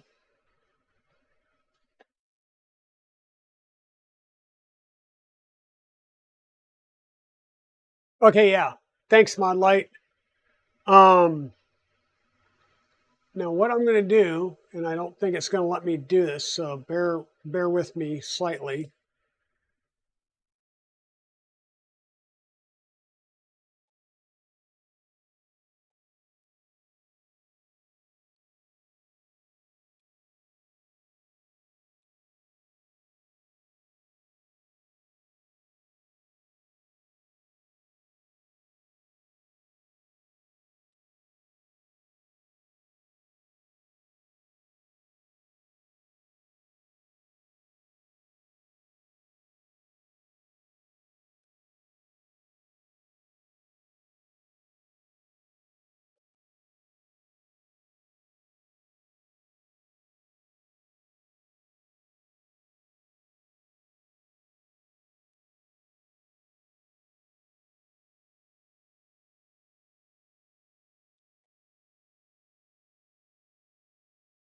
So what I'm going to do is I'm just going to hand jam everybody's name,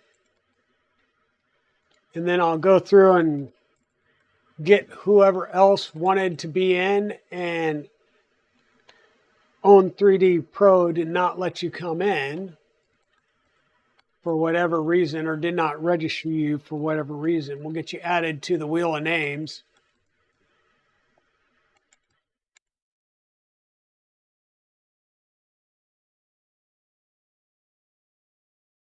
Okay. Get you over there out of the way. So I'm working in the wheel of names here. In fact, I'm just going to go to full display here so we get all of it, so you guys may be able to see it. Boom. Okay, so I have, hey, Griff Gear 3D. All right. Griff Gear 3D. We're having some issues here. Numeric, you're in. Yeah, I know I could copy and paste the list. I just don't know because of the way they were putting it in on 3D if it would come over nice. Yep, Royal Konomi. Gotcha.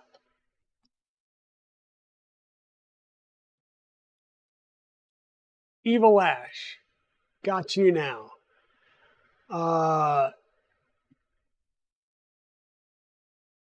Still mean I'm telling mom. Oh yeah, Seven Sins Gaming.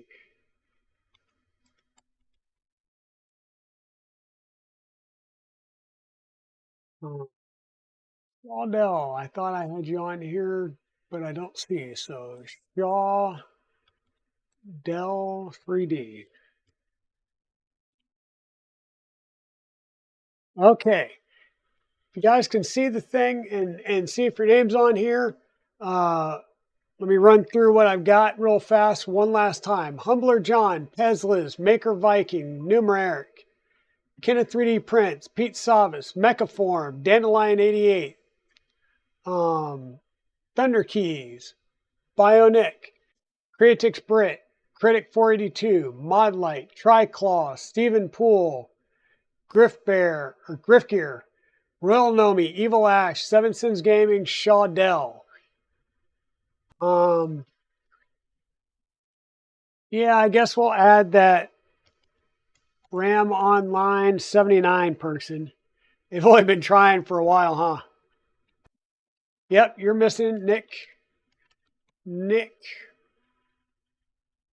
3DPI. Or no, 3DP. Timor. And once again, we will fix this the next time around because we will be changing something from somewhere. I've got 23 entries on the list. You were there for troubleshooting? Okay. And how many people do I have in stream right now? We've got, hell, I don't know. How many people are on here? A lot more.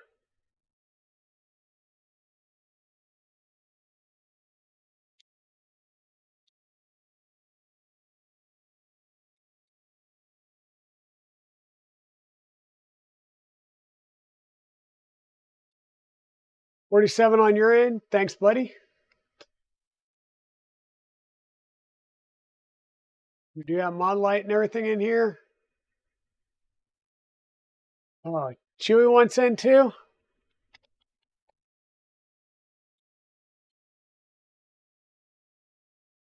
So the giveaway, let me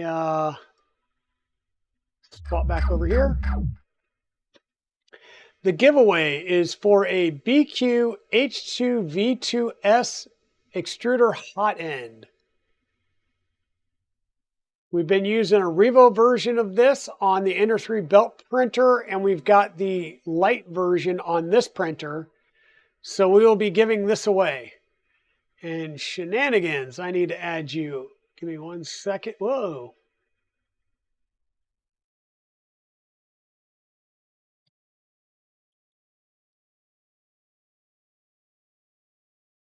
Shenanigans 3D, you're now on the list.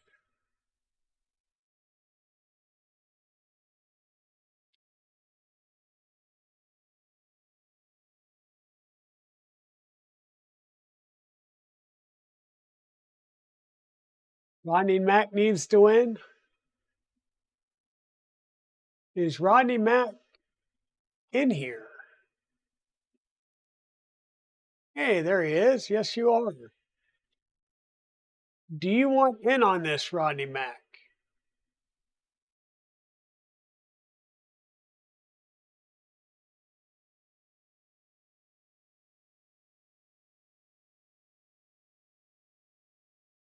Yes. Okay. We'll get you added. Rodney Mac 1. Okay.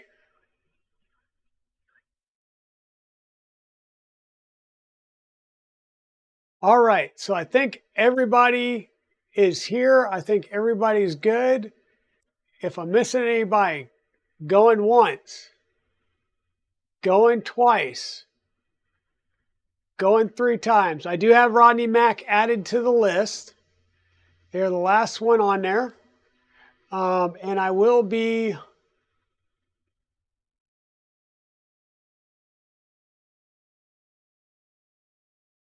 yeah, there's Rodney Mac. I will be doing some shuffling.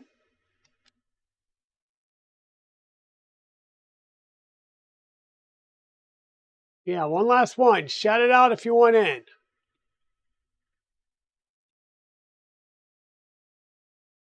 You want in, you don't think you're in, shout it out. I've got 26 entries on the list. Let's get a little bit of hype. And if you wouldn't mind, a number between 1 and 10. A number between 1 and 10. That's how many times I'm going to shuffle the wheel, the names on the wheel before we go. So, number between 1 and 10. Let's get some engagement.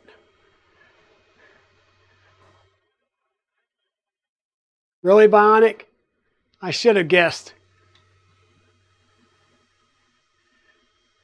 Let's get some hype. Let's get some hype. Hey, Free Heathen, how you doing, my friend? Thank you for coming in. 42. Yep, Chewy, there you go. Imagine that. 69. Really, Chewy? Come on, between 1 and 10. 1 and 10. All right, I think I've got a few 7s there, so we're going to go 7 times. So shuffle. Here, let me go ahead and make this big before I do anything. Full window, full window. All right, we're going to shuffle 7 times. 1, 2, 3, 4, 5, 6, and 7. Are we ready? All right, let's see some hype. Let's see some hype. And go. Round and round she goes. Where she stops, the cloud knows. Just tripped into Pezliz, and Pezliz had said to pay it forward. That she was in just for testing purposes. But Pez, I'm gonna confirm. Is that still how you feel, or do you want this? Rigged. Reroll. Okay. I will remove you. Okay, and we are going to go ahead and I'm just going to reshuffle a few times and then go again.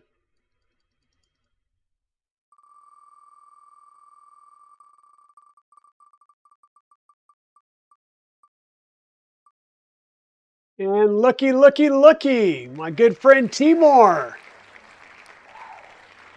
Timur, say something in chat. Let us know you're still here.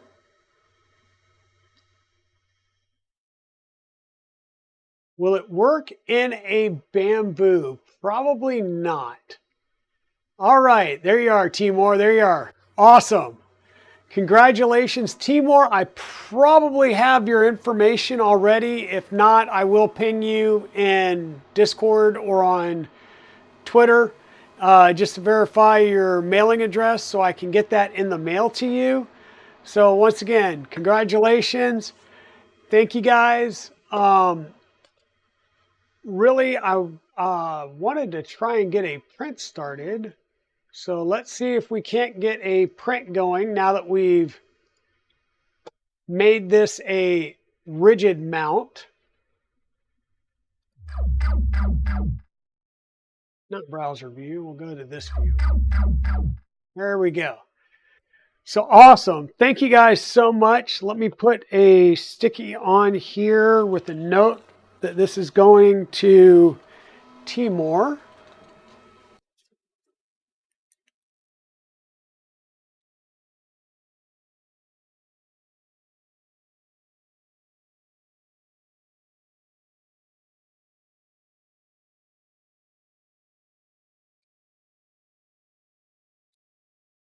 Awesome.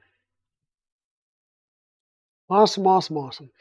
And tomorrow's Friday, which is normally a easier day at work, so I should be able to sneak out and get that in the mail tomorrow. So like I said, I just need to confirm, or you can whisper me in Twitch and confirm your address for me, and I will get that in the mail to you.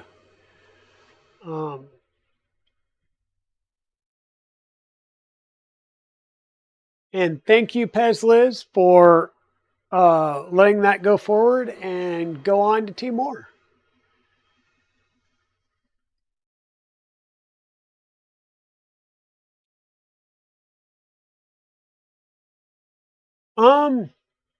I am pretty sure there are probably some mounts for a Soval for that.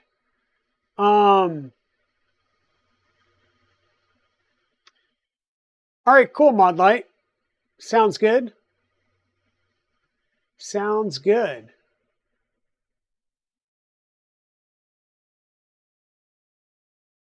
Yeah, definitely. Much love to Liz for paying that forward, and everybody for being here and playing the good games. Yes.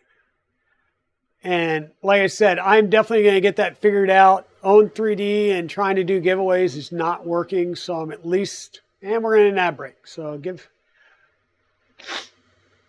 Uh-oh.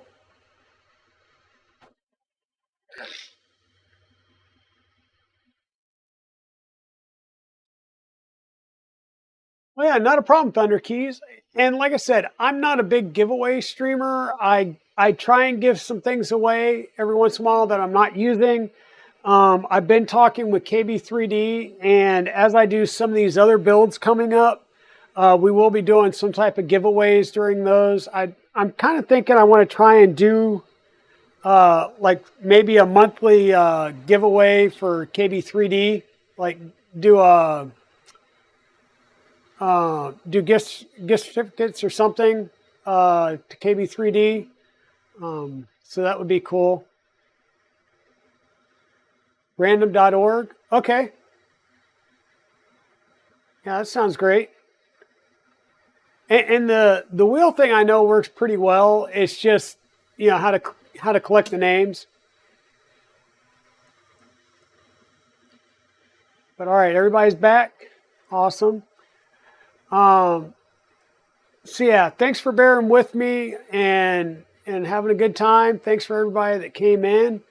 You know, let's just keep this rolling for a little bit longer. Hopefully we're going to get a good, decent print out of here. All right, you use random.org. I'll take a look at that. In fact, I'll throw it up over here.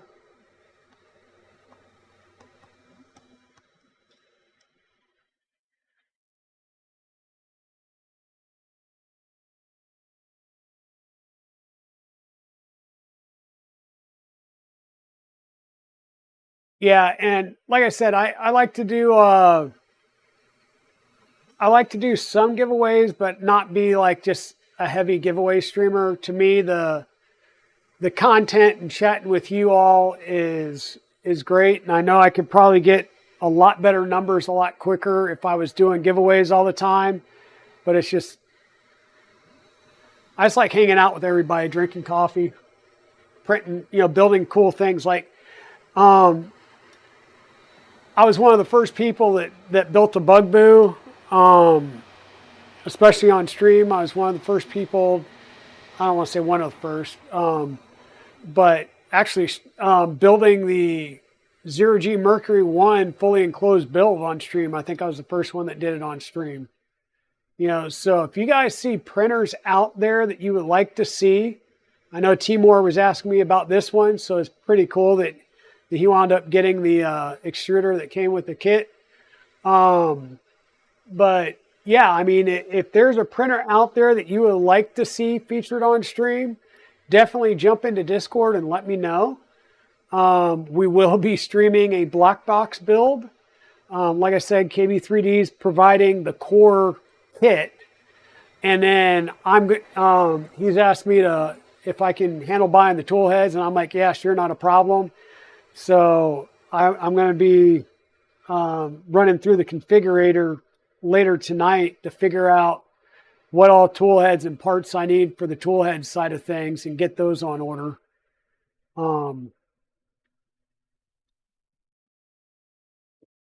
You know what, Nick? That's what I really should do. Is I really should reach out to Black Rifle Coffee Company and see if they will sponsor me.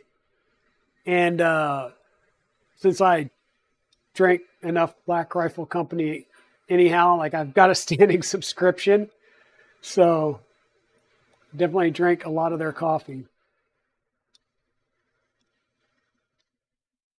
Yeah, could you imagine if I had like Black Rifle Company and Dunkin' Donuts as sponsors? Oh my God, that would be crazy.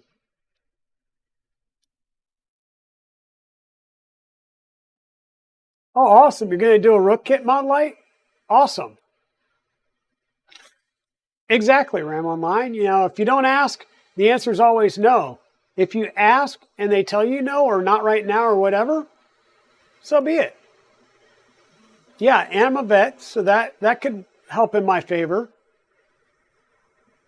Printer. Oh, yeah, there you go. I'd have to get the trad rack up and running or go over and use my MMU, which is over at Evil Diesel's house now. So I could print, well, I guess I don't have to. I can still do this, I don't know, absurd thing of manual filament swaps. I don't know who has experience doing that.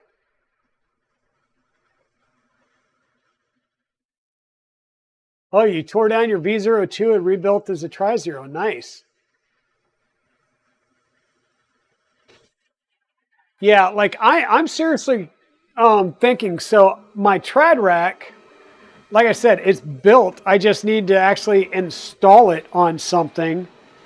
And I know that there were some changes in the selector portion and mechanism, but I don't think that that's necessarily, I've got to go back and revisit the latest set of files to see if it's worth tearing that apart and redoing. But I initially was setting it up with a standard EnderXY board, but I've got the mellow CAN bus version of the EnderXY board, and I've also got the Annex Engineering board designed for the trad rack. Was it the trad rack Constellation? Or no, not the Constellation, the trad rack Carabiner. So believe it or not, there's a large part of me that's like, do I just build a K3 and put it on a K3? Or do I just stop and get it going?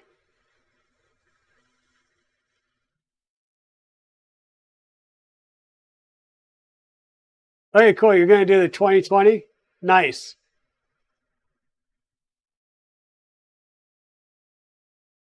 Yeah, yeah. So I'm like, I've got to make a decision up here of what I want to do. Okay. And we're printer not happy. So we're just going to stop before I pull my hair out.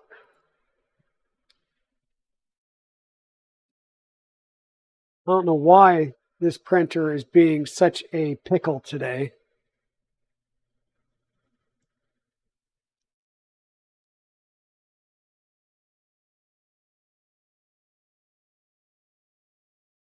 But yes, we'll do what we should have done, which is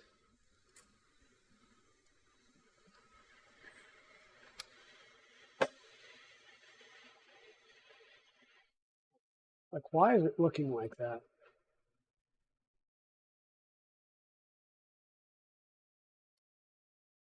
Stop that at 150. We'll put this at 60.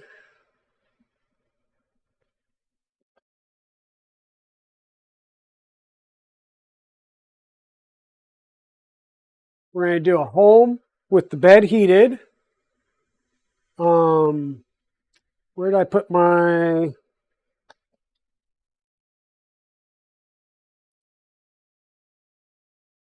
don't know where it went, but I have a whole slew of these. So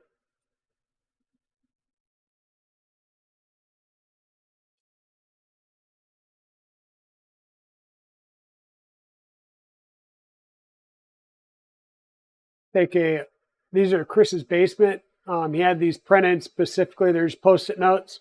I always just fold the sticky end over and then make a little dog ear so that I can use it. So let's go ahead and do a probe underscore calibrate, which once again, it's gonna go off the center at the BL touch, then it's going to move the nozzle over where the BL touch was hitting at. And then we're going to double check and we're going to set our offset. I'm going to make sure I'm nice and clean on my nozzle tip.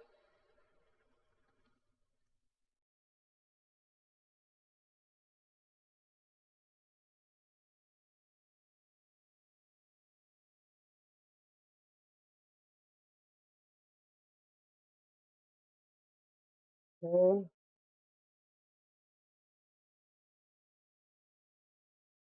We're pretty good right there.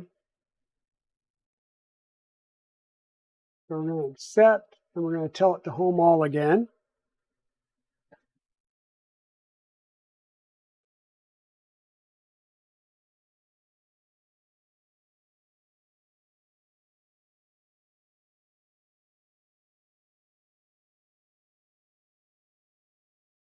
Oh, the RH3D, which is the it's another version of an EnderXY build.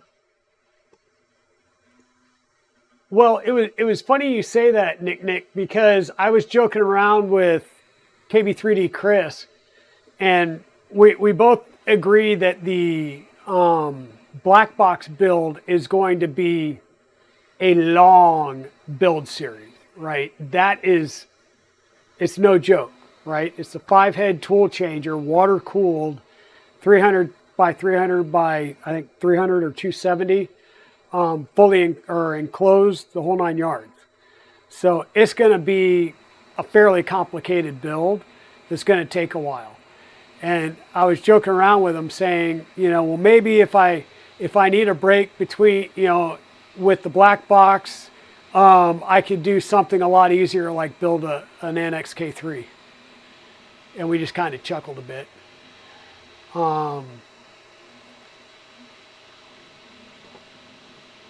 Yeah. I tell you what, the VZBot 330 kit, yeah, I'm still like, I want to pull the trigger on that. That would be another, easy build. I mean, it's not much harder than putting together an Ender 3, right? Oh, the Pio Poly Magneto. So what I'm going to do is clear the existing mesh. We'll do another home for whatever reason. And we've got everything tied down.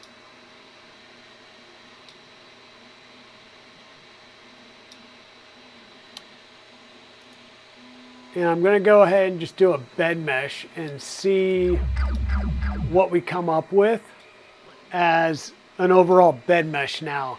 And this should tell me how tacoed this bed is, since we're literally hard mounted on 4 aluminum standoffs. And I moved the plastic strain relief to the underside of the, I'll say, the build plate carrier. So it's not going to, it shouldn't throw off the back end like crazy.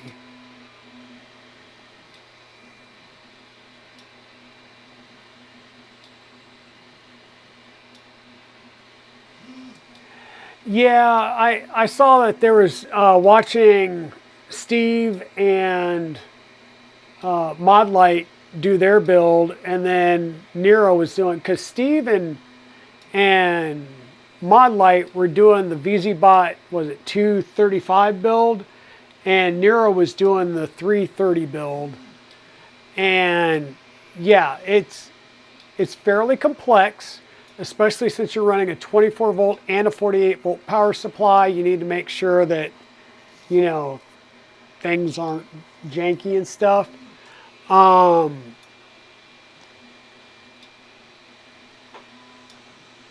No, I'm sorry. It was Modbot. It was Steven Modbot. Daniel Modbot. Did I say Modlight? Sorry.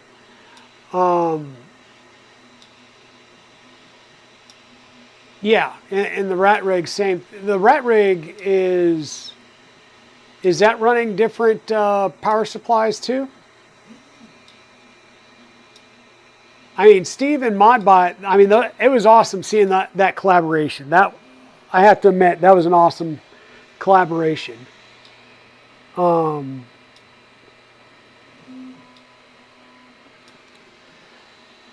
And then, okay, some mains bed with 250 watt power supply. Yeah. Oh, that would be awesome to get a collaboration with Steve. He's really good. He's a really cool guy.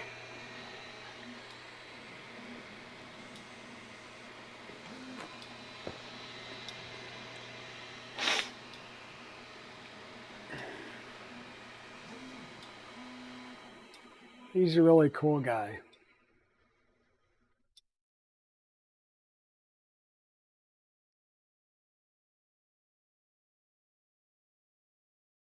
Okay.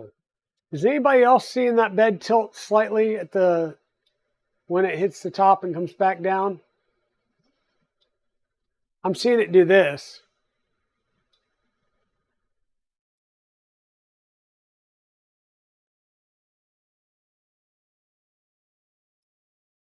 Yeah, I'm just making sure that you guys are seeing what I'm seeing.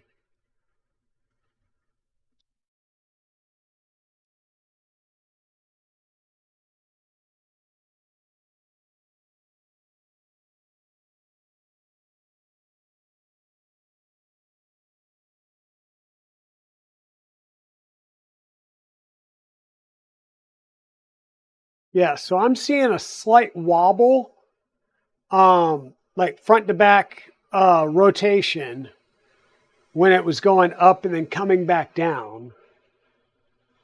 And I don't know if that's something to do with the lead screws. They have anti-backlash nuts on them, or no. Let me rephrase that. These do not have anti-backlash nuts on them. So we shouldn't have had an issue there. Yeah.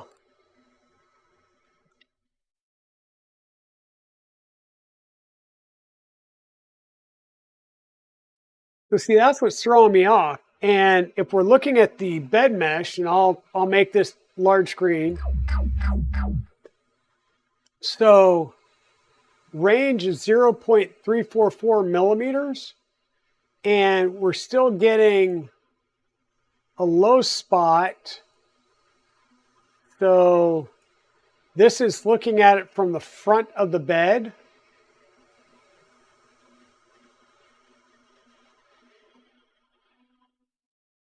So the front is lower.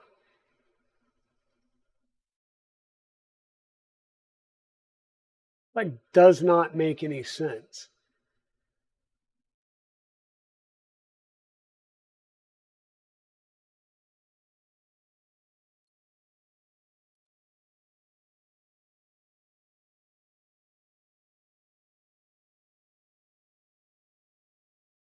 Yeah.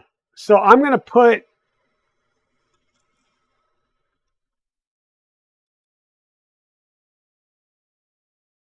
add, or attempt to add, a single washer to this.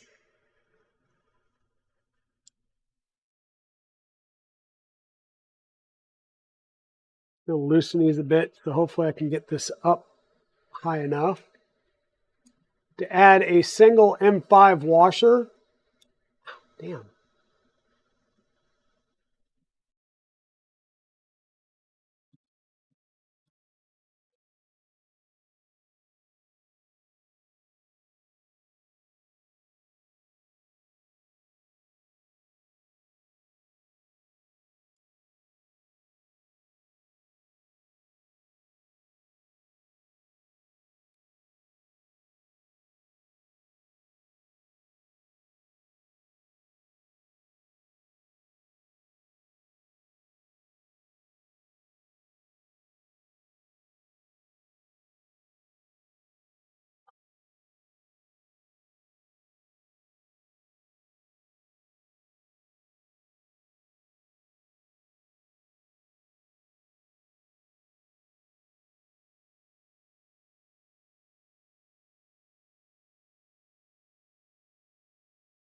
Okay.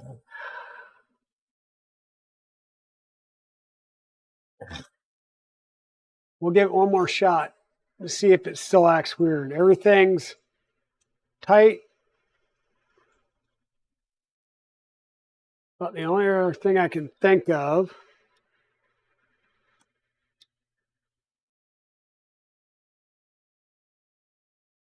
is I'm not undoing these things like majorly. I'm just cracking the ugga dugga on them.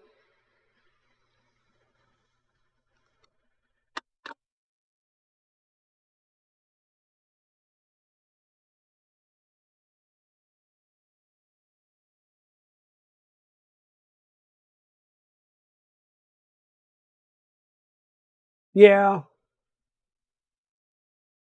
I mean, there.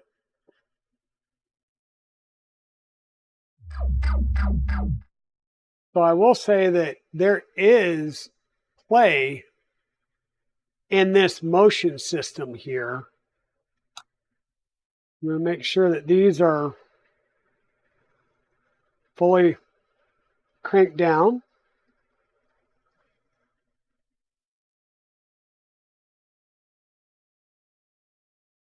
which they are.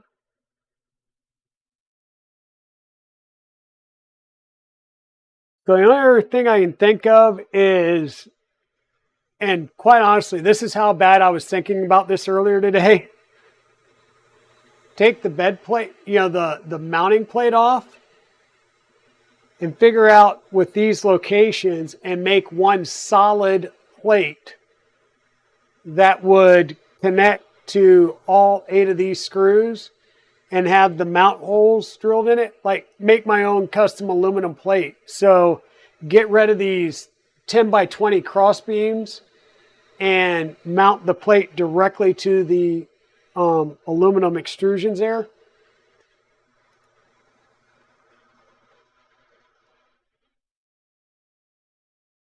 But at that point, that's like a redesign, you know what I mean?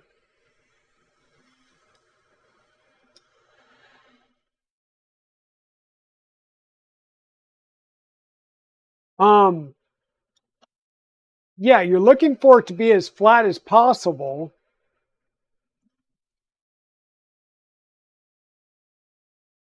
And yeah, I'm still seeing a slight shake when it goes up or down and moves, and I wonder if it's just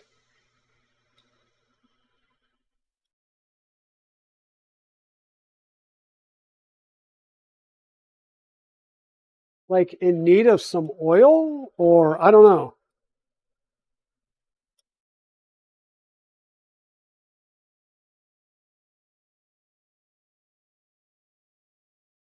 It just balked about something, and I think it's because it was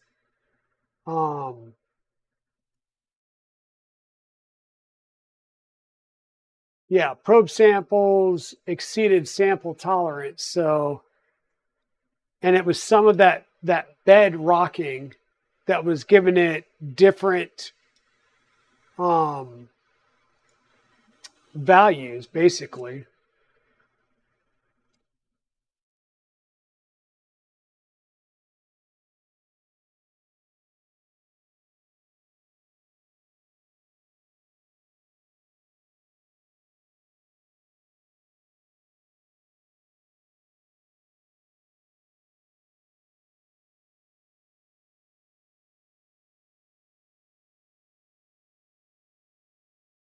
Um, one's the Creality lead screw, one's one that came in the kit.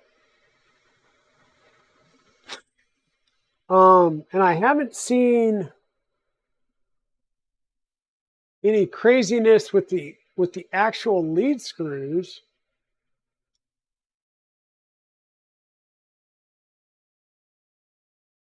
Like no real shake or wobble, but I'm seeing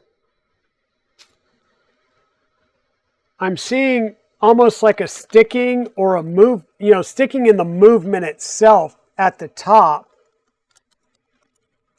So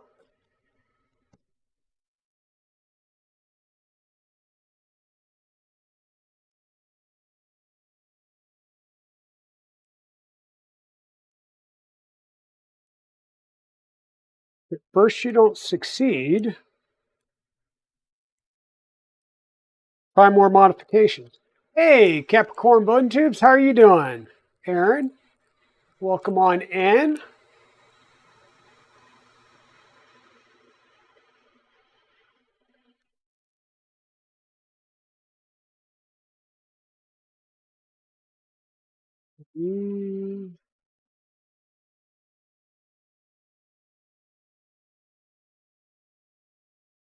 Nope, these are not the right ones.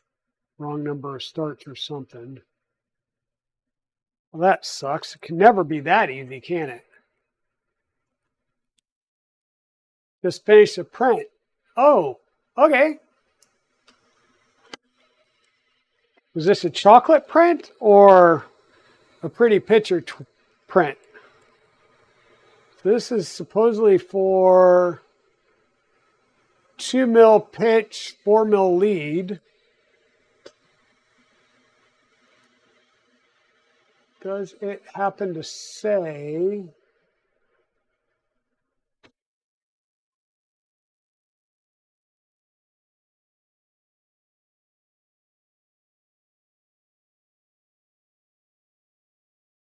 It does not say what the screw is, but it's got to be the same as because if we reuse the one from the Ender, it would be the same one that the Ender uses, right?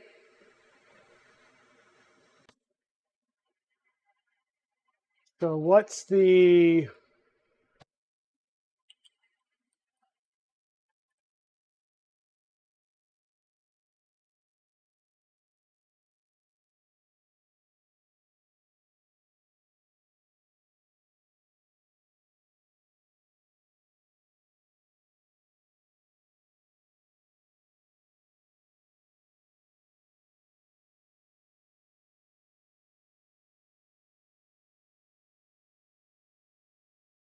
come on, you're not going to tell me what the of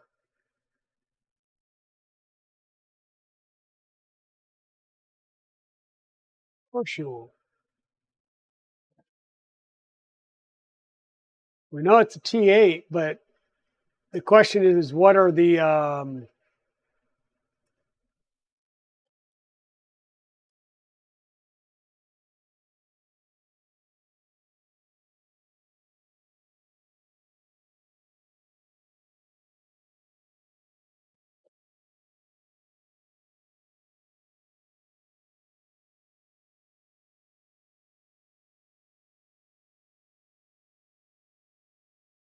if the Creality kit actually says what the lead and start is on it.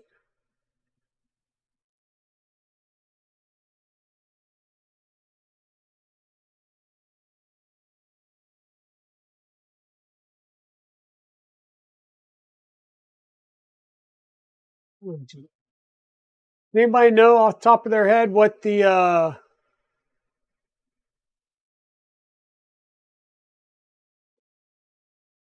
yeah, that's what I was thinking, and it's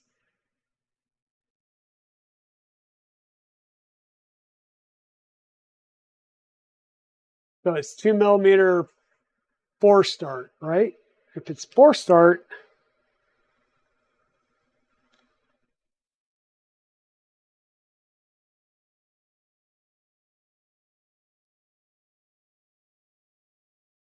ooh, gold leaf is fun. Gold leaf. So did you do a Captain Enoch helmet and you're finishing it all out with gold leaf and everything?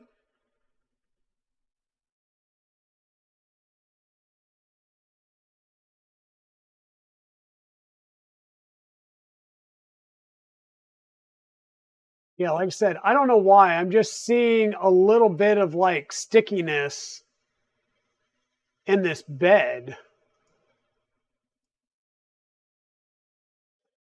And it's the lead screws. So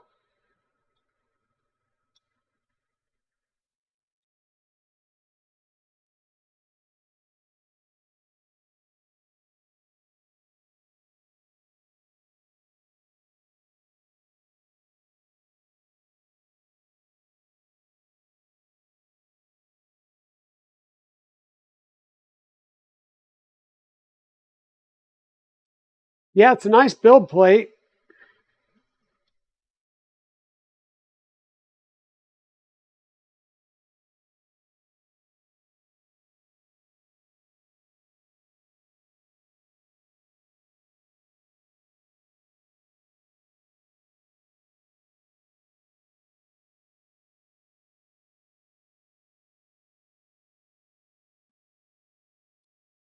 So Chris, what I'm running into is as the bed goes up, it touches and it starts to come back down.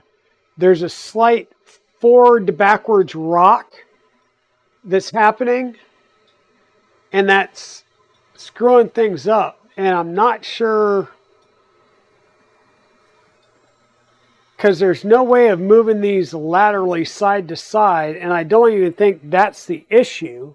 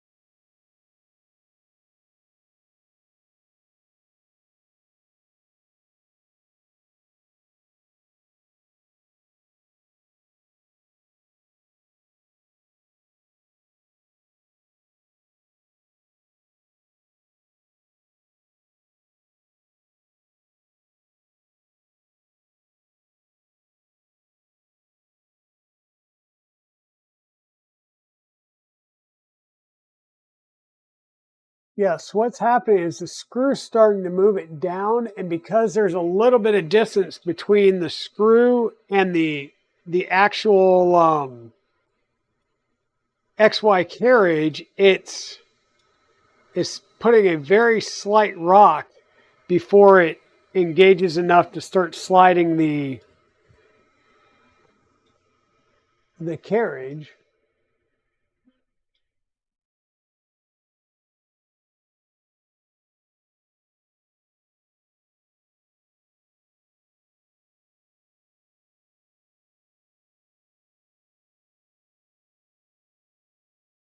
Hmm.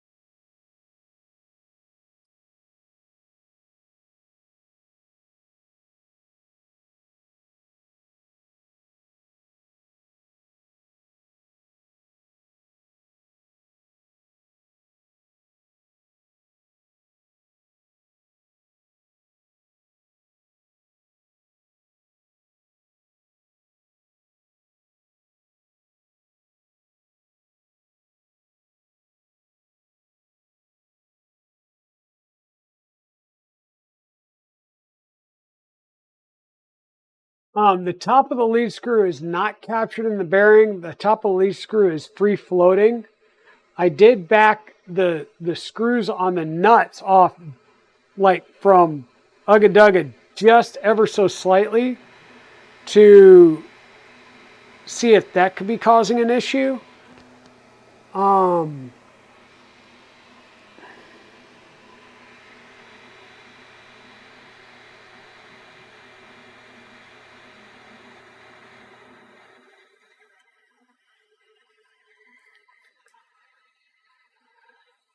Now, somebody did make a comment about whether these bent brackets were exactly at 90 degrees, and I did not check them. The mesh is looking good, but the range difference is 0.624, which, okay, fine. Yeah, I think I may take this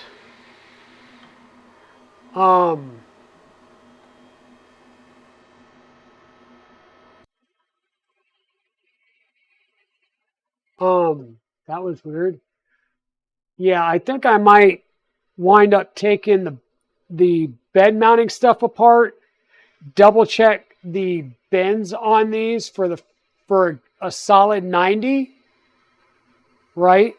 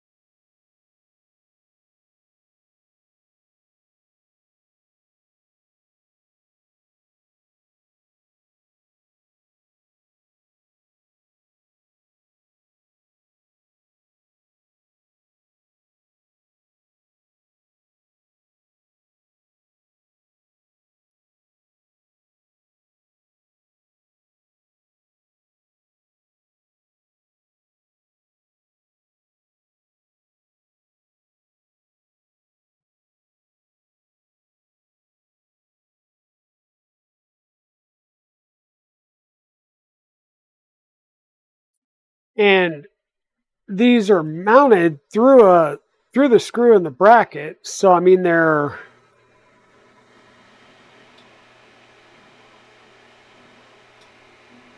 everything's locked in pretty well. We'll go ahead and run one more bed calibrate and just keep an eye on it as we're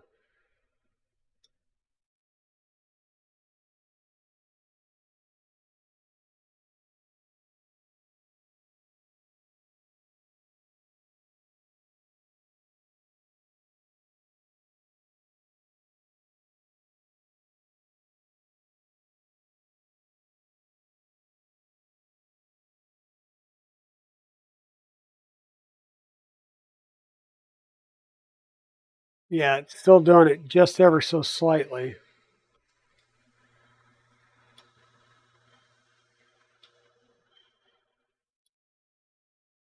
So I'll keep playing with it and tweaking it. Yeah, darn physics always throwing wrenches in gears. Yep. Tell me about it. And Creality curved, warped, and twisted frame rails, and I bet you if I ordered all custom cut Masumi rails, this would be beautiful.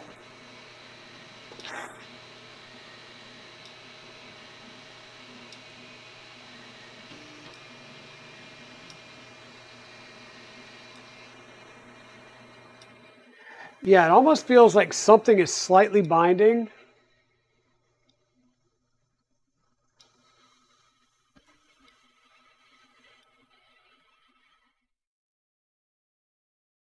And that's why I was wondering, I'm gonna have to play with it a little bit. We'll do a print here in a minute, but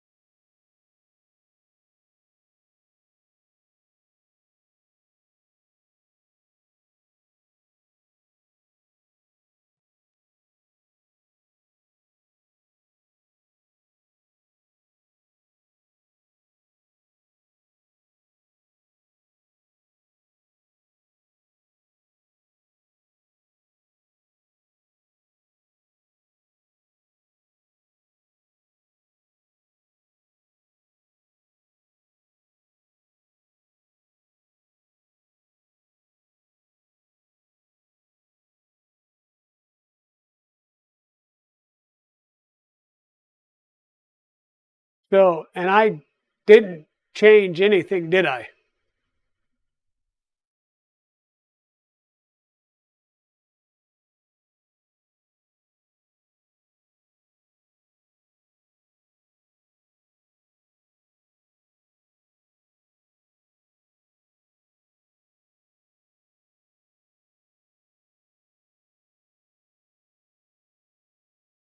Yeah, I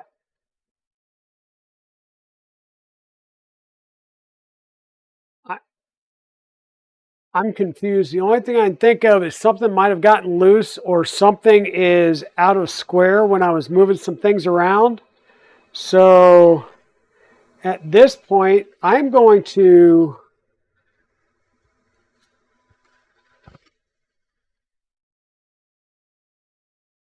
let's say, call this, but let me,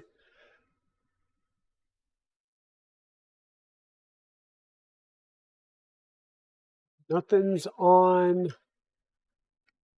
anything.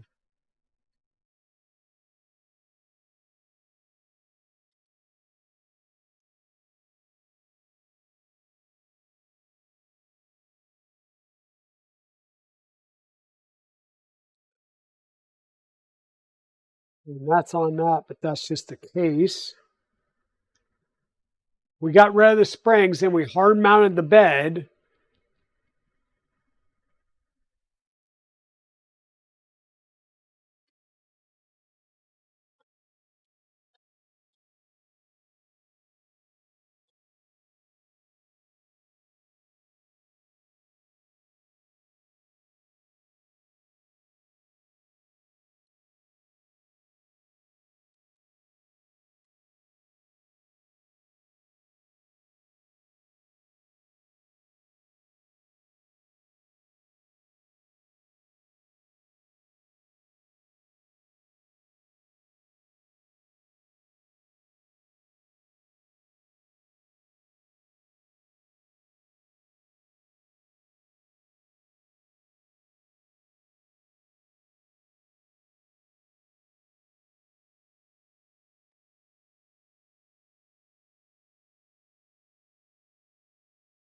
It's the camera because I have you raised up, but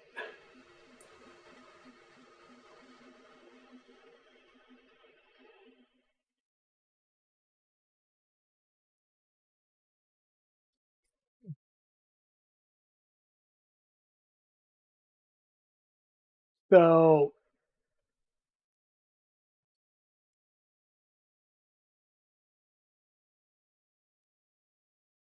yeah, it's probably about as level as I can get you without dropping you down even more. Get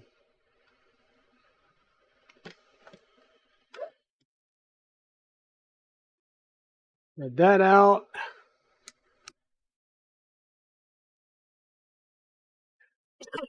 Spread that out and then kick the leg. Professional streamer here.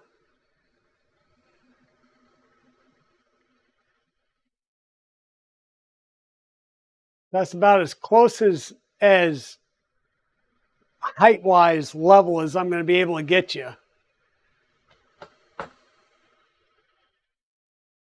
All corners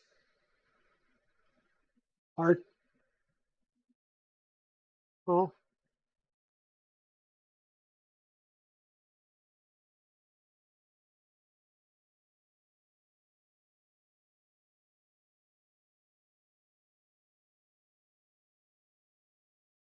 apparently not all corners were tight.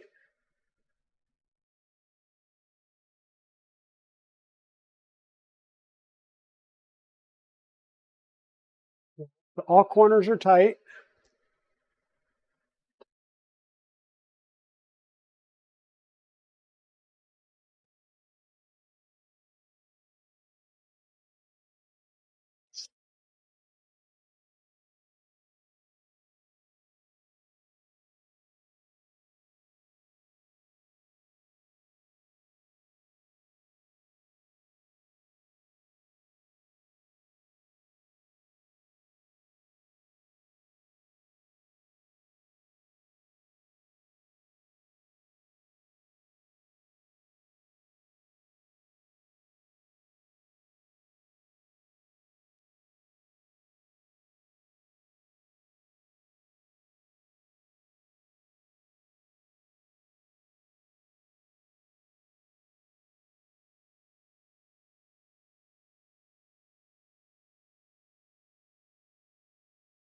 Yeah, I'm going to have to play with this a little bit off stream, and I'll come back and, make a video, or we'll have a discussion about it, about what I had to do to get it fixed.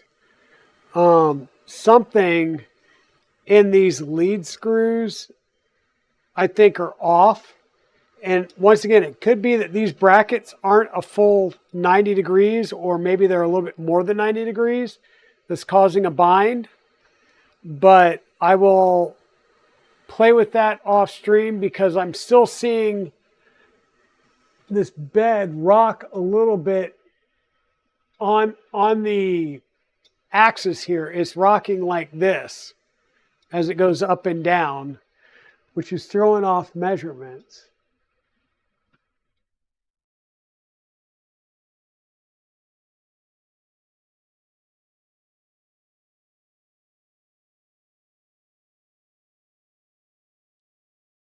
And you're right, it might be better if I got some finer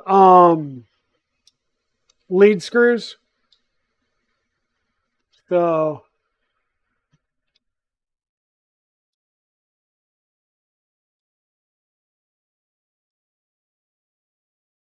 whoops. And then I keep kicking that.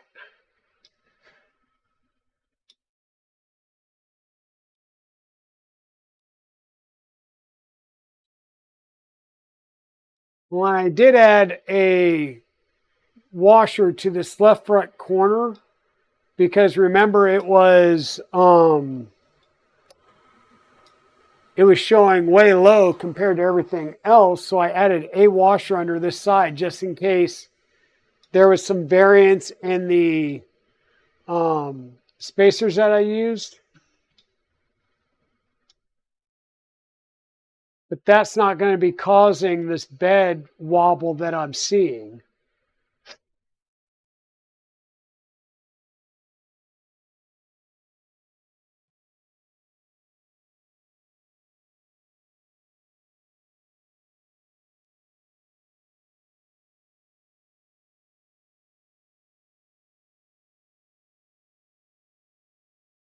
Well, at least we got two consistent readings, and the back left is higher and everything's sloping this way, or no, it's not the back left, it's the front left that is high.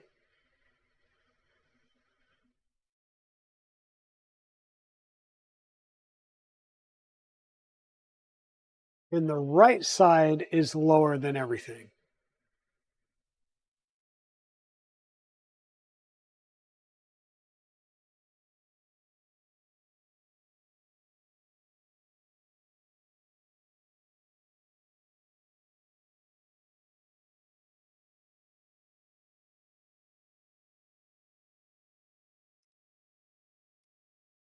So I'm going to undo this, and I'm going to take the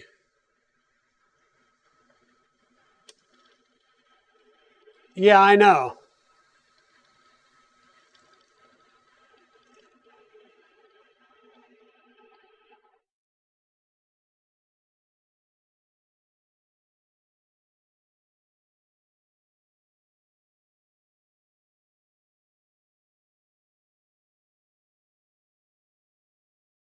Um,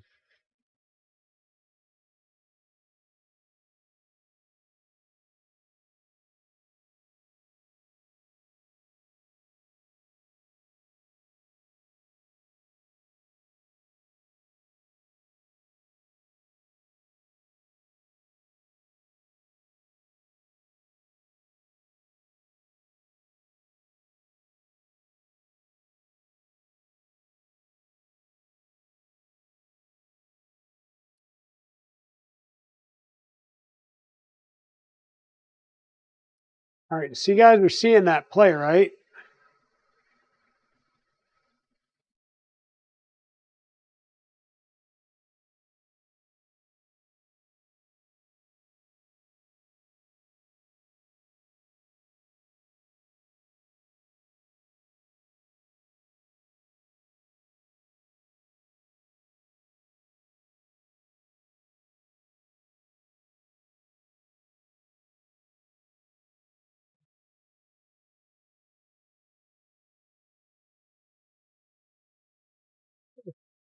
Move out of range, huh?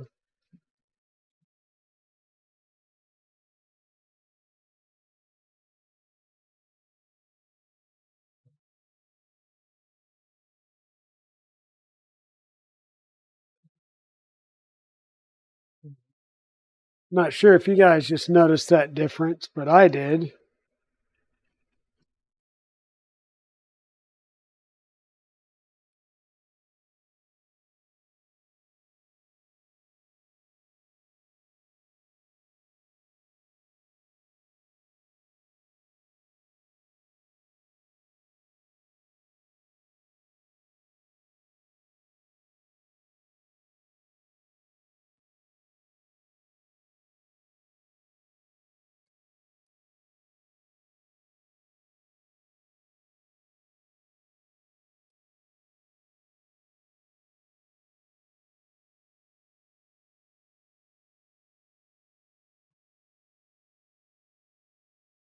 What I'm going to do is I'm just going to loosen things up a little bit and see if I can't run it up and down its travel and get stuff to realign. Because I think that's part of what I'm fighting right now is the assumption that if we put everything in there tight. Okay, so these are loose, these are loose, this is loose, this is tight, and the frame to these 10 by 20s, yep, are tight.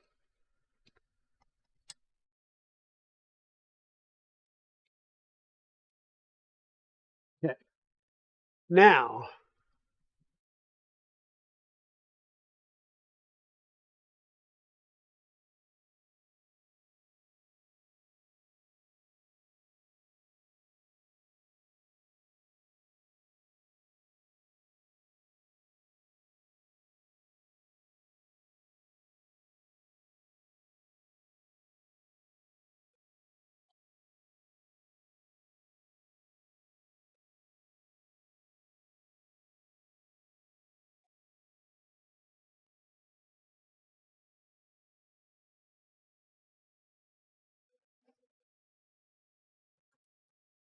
whoops.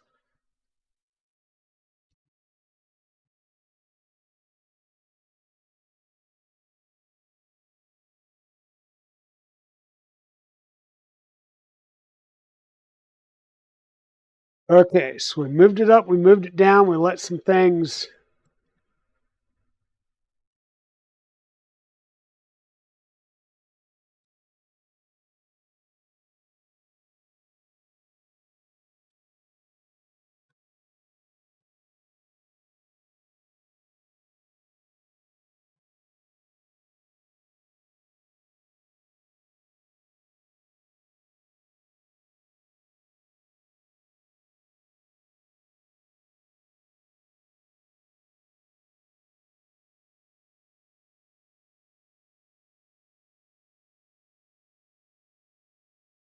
really.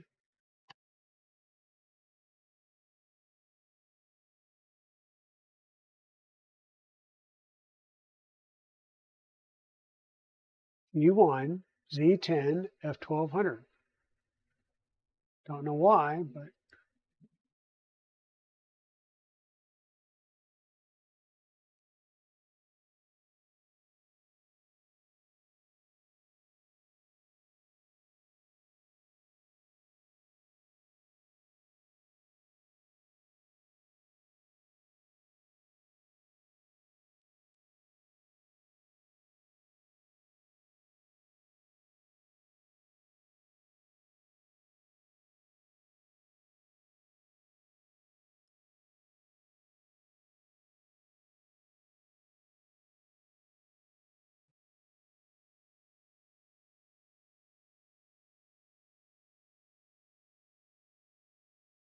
yeah. And it may be these rails too, because there's a lot of slop in these rails. I may actually try replacing those with my own rails.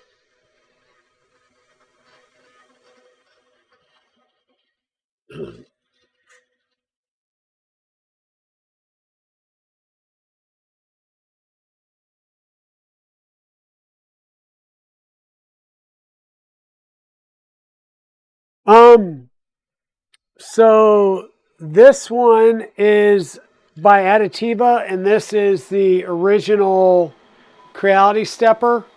I mean, I have enough. I could probably swap out this one for a Creality one, but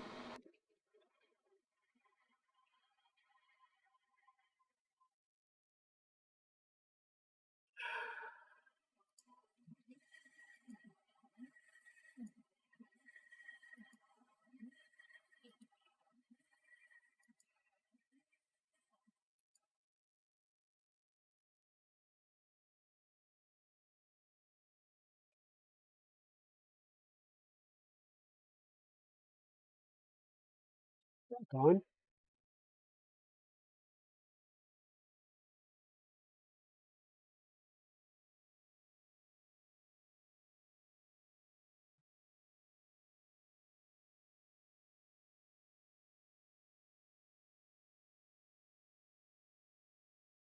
We'll say one of these things is not like the other, and the fact that um,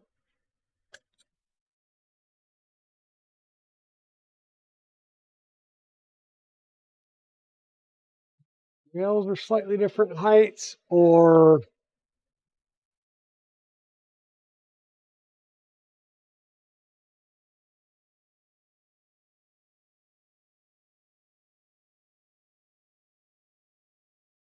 hmm.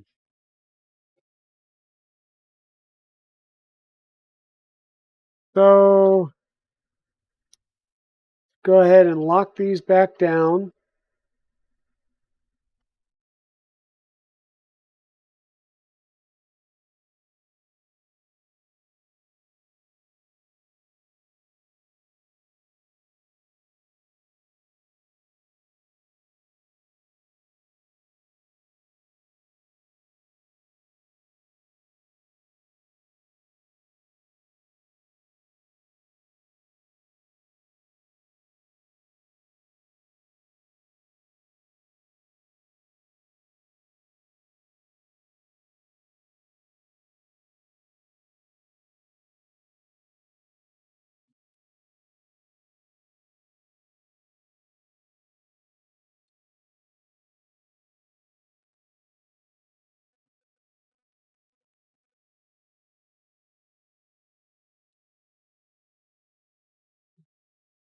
Well, that induced a lot of noise.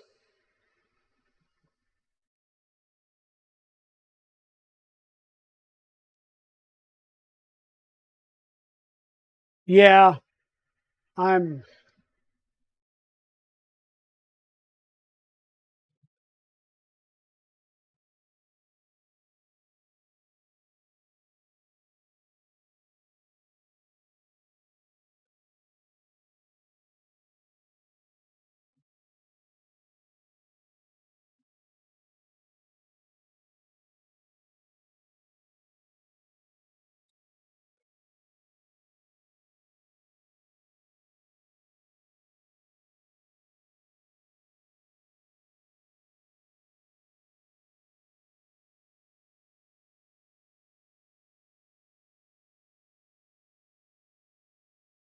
Well, I was about to stay home. That would be bad.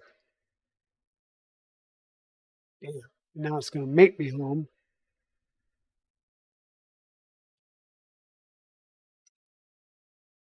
Okay. Well, we're going to try and put our bed back on.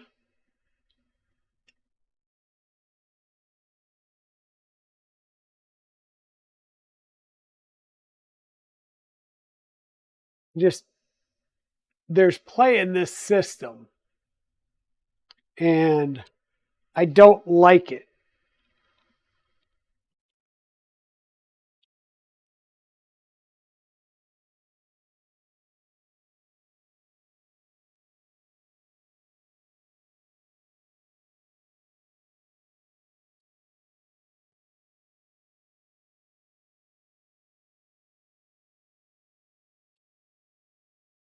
And now I've got myself in a bind.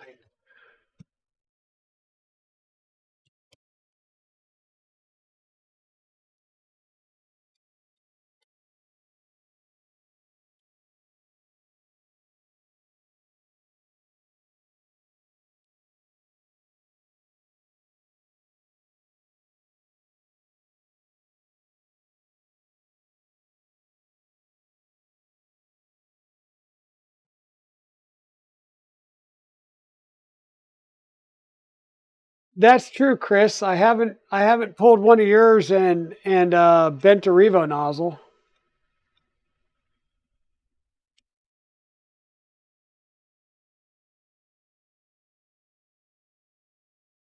Have not bent a Revo nozzle.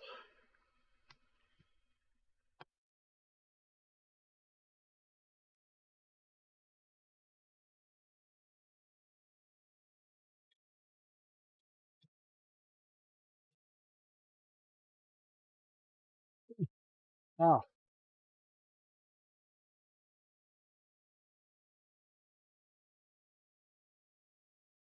right. Give me 1 second here. I'm going to grab one more of those and put it on the other side.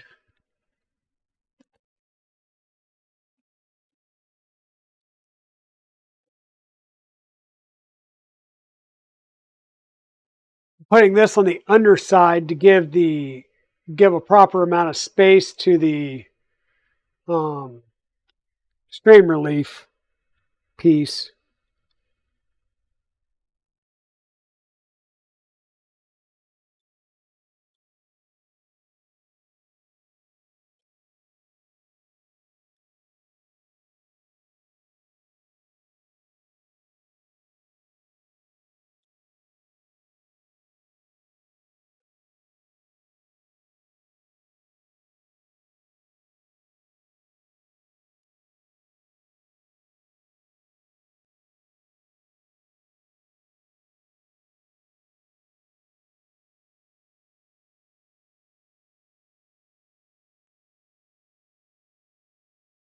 Yep, we got to show the good and the bad.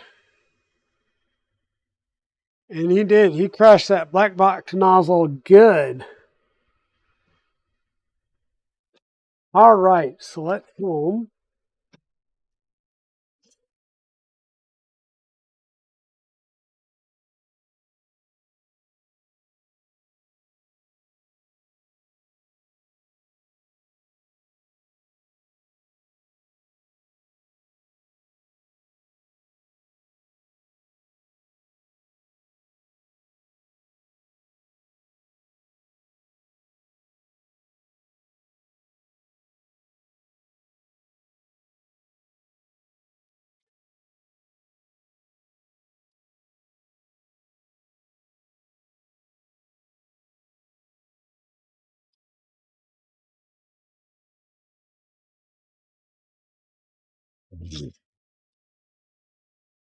Gonna have to do some work to fix this because it's definitely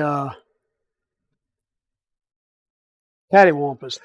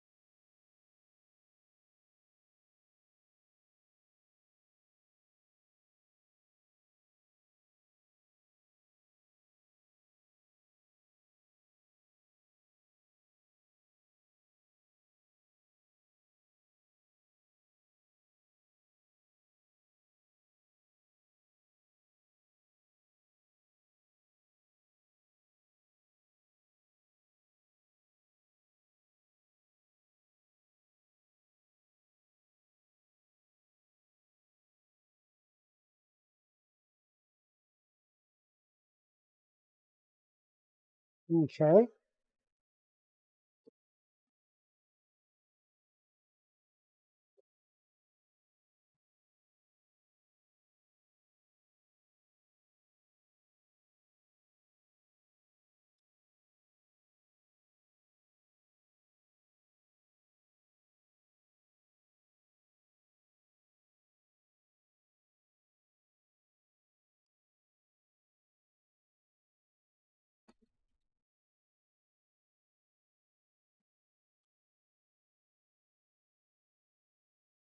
Whoops, sorry.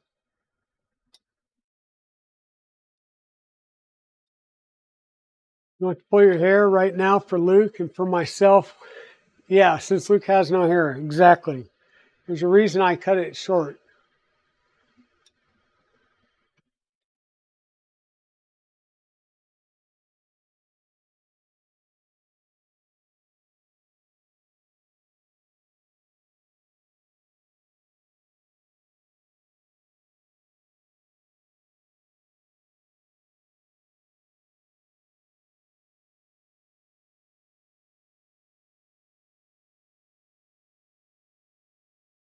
It's like there's a little bit, and the lead screw moves a little bit before the linear rail engages.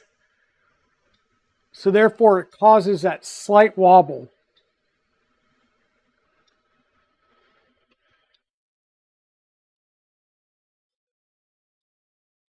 We're going to be in crisis mode soon because the coffee's almost gone.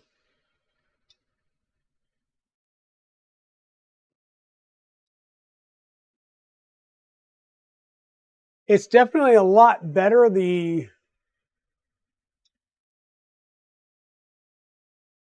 shimmy wobble is almost completely gone now.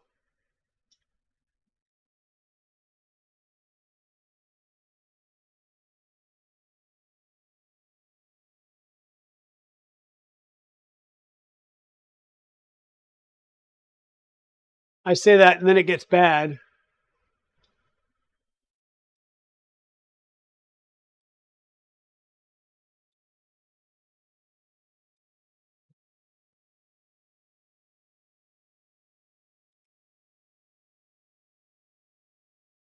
You guys think I'm kidding.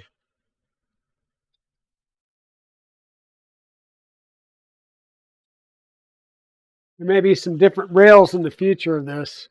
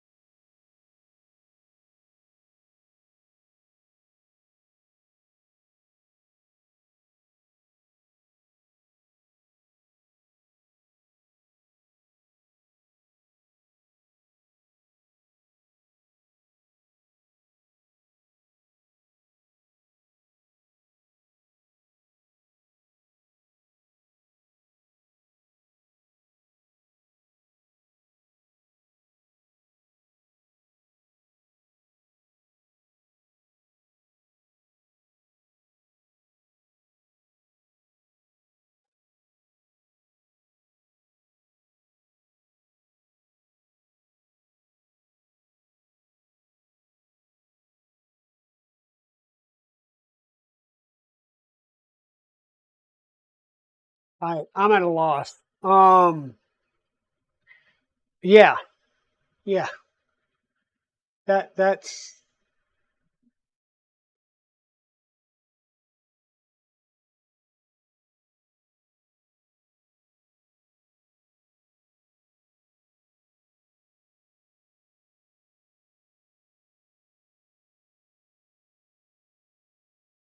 well, no. Let's see if we can get it to print something.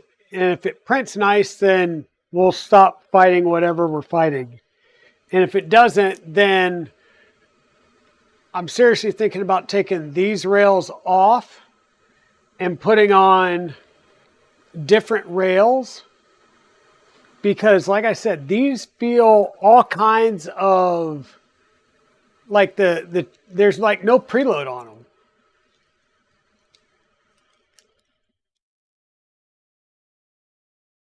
What's up?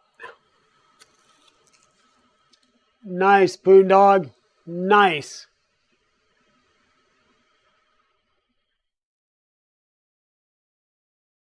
Yeah, that's the other thing too. I'm really thinking I'm going to switch lead screws possibly.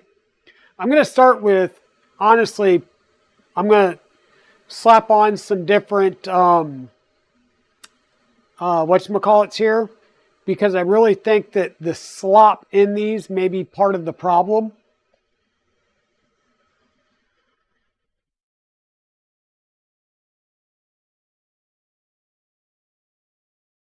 But that'll be done off stream, because on stream on Saturday we are starting the LDO V02 build.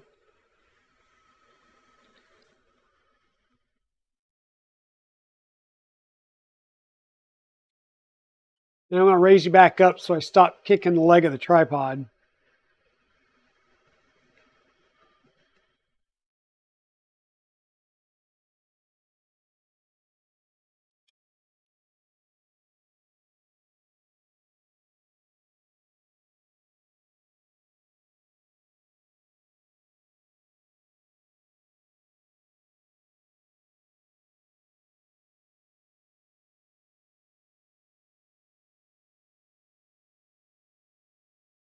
There we go.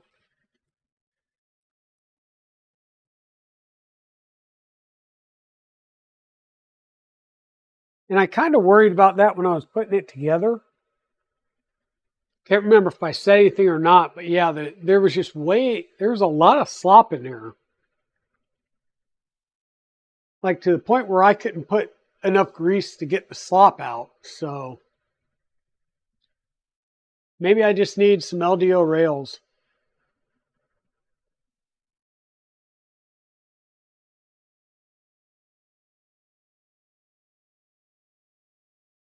But we'll work on it. Like I said, I need to clean up the wiring. I'm going to purpose run some wires, and we will get this cleaned up.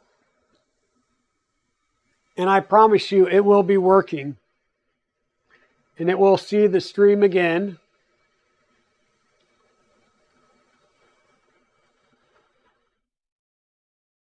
But I definitely want to get started on the V02 build on Saturday.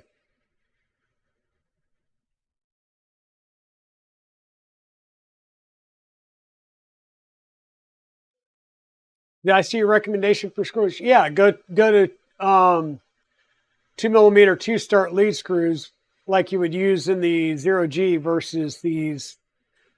I think they're 2mm 4-start.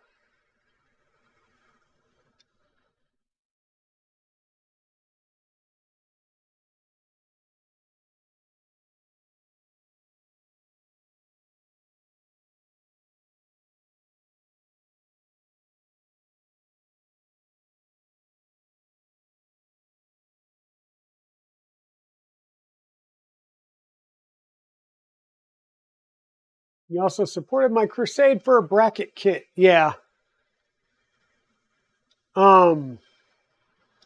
Yeah, it'd be great if this. And I'm not saying there's anything necessarily bad with them. There's just, I don't know where the hell this little bit of shimmy comes from.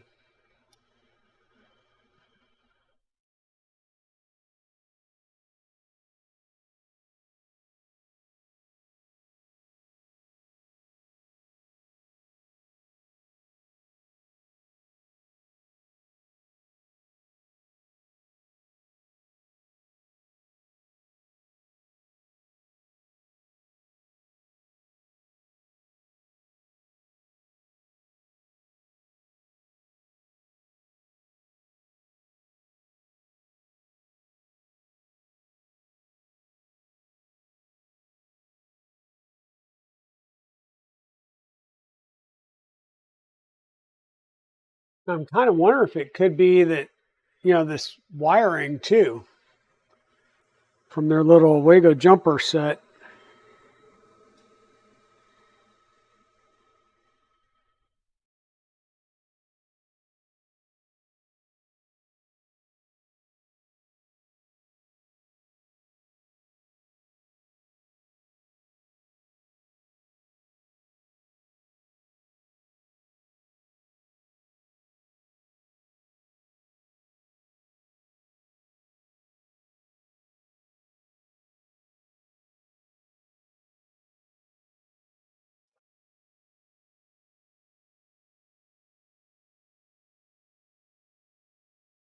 Yeah, I mean, I did that when we first did it, when we first built it. That's how we trued up the rails. Is we had the left rail locked down, the right rail was loose, and we used that to true the right rail against the left rail.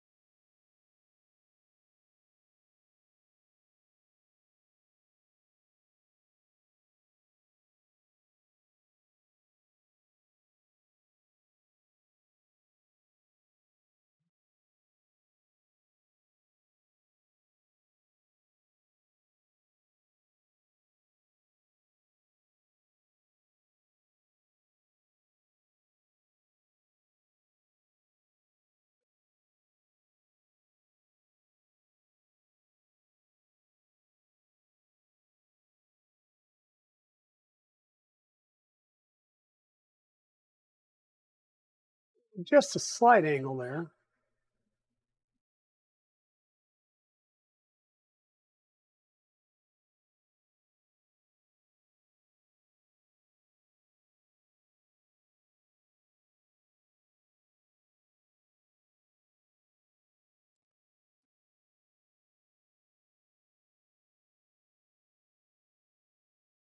Aggressive for no reason.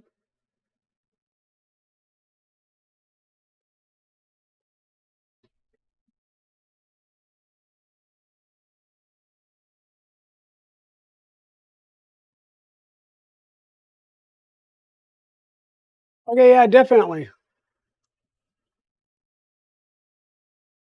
Oh, look,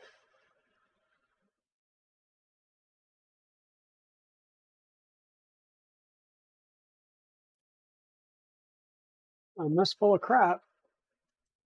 Too high.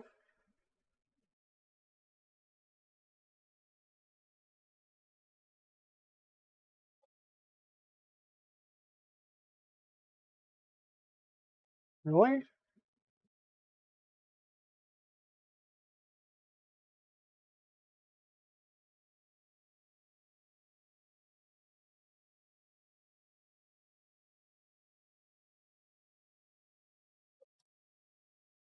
Like, have thought about putting down a line.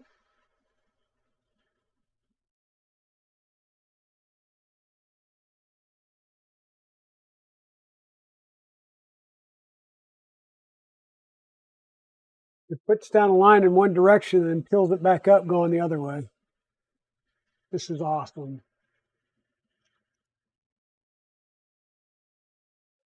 All right, folks, I'm calling enough for the night. I'm going to have to wrap my head around this before I start losing my ever loving mind.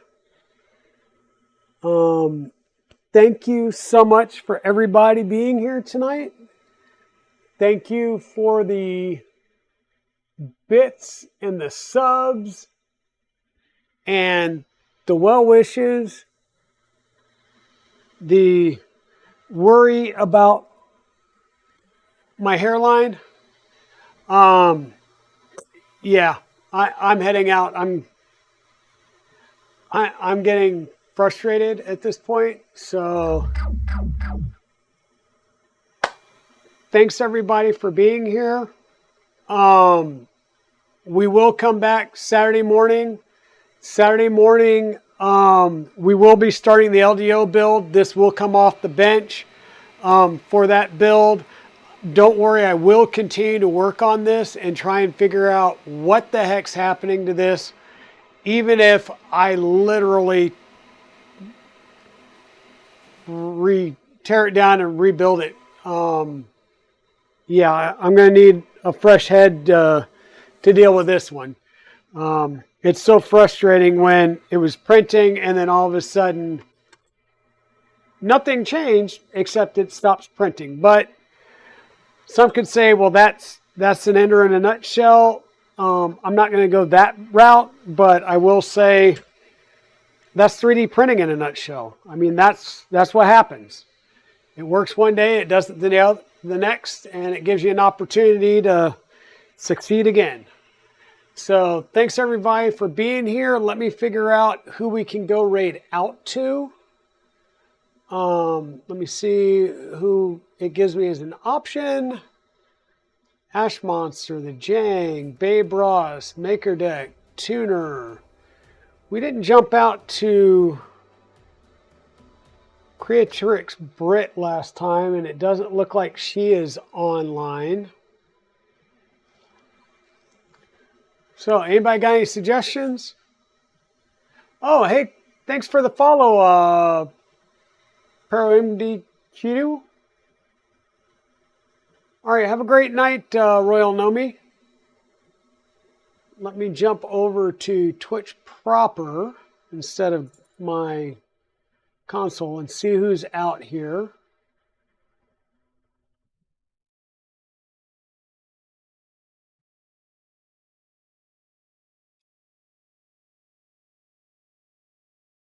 Not sure who Kelly Cakes is.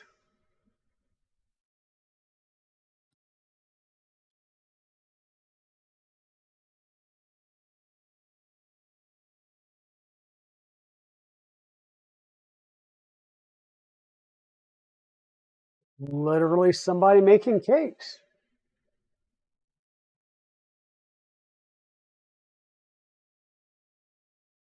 Oh wow.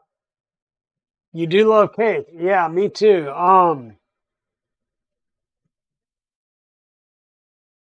Wow. Yeah. Yeah, there's not really that many online. I also saw Profit DNA online.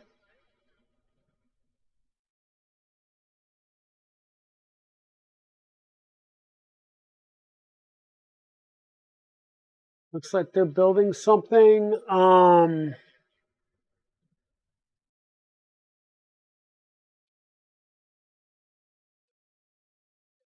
Jane, Babe Ross.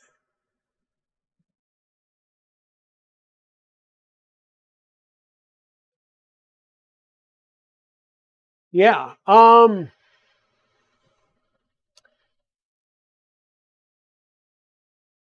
So yeah, not to discount you, Griff Gear, but I'm not so sure about the Kelly cakes tonight. But you know what? Yeah, let's do it. Why not? Why not? We will grow the community. We will grow the community.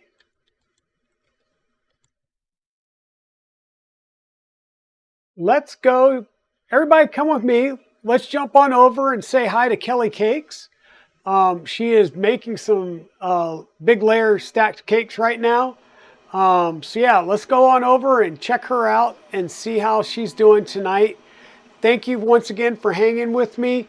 Timur, congrats on winning the extruder. And I will reach out to you, Modlight, and get that piece printed for you. So come on, let's go out there and give them a raid. Thanks all. See you on Saturday.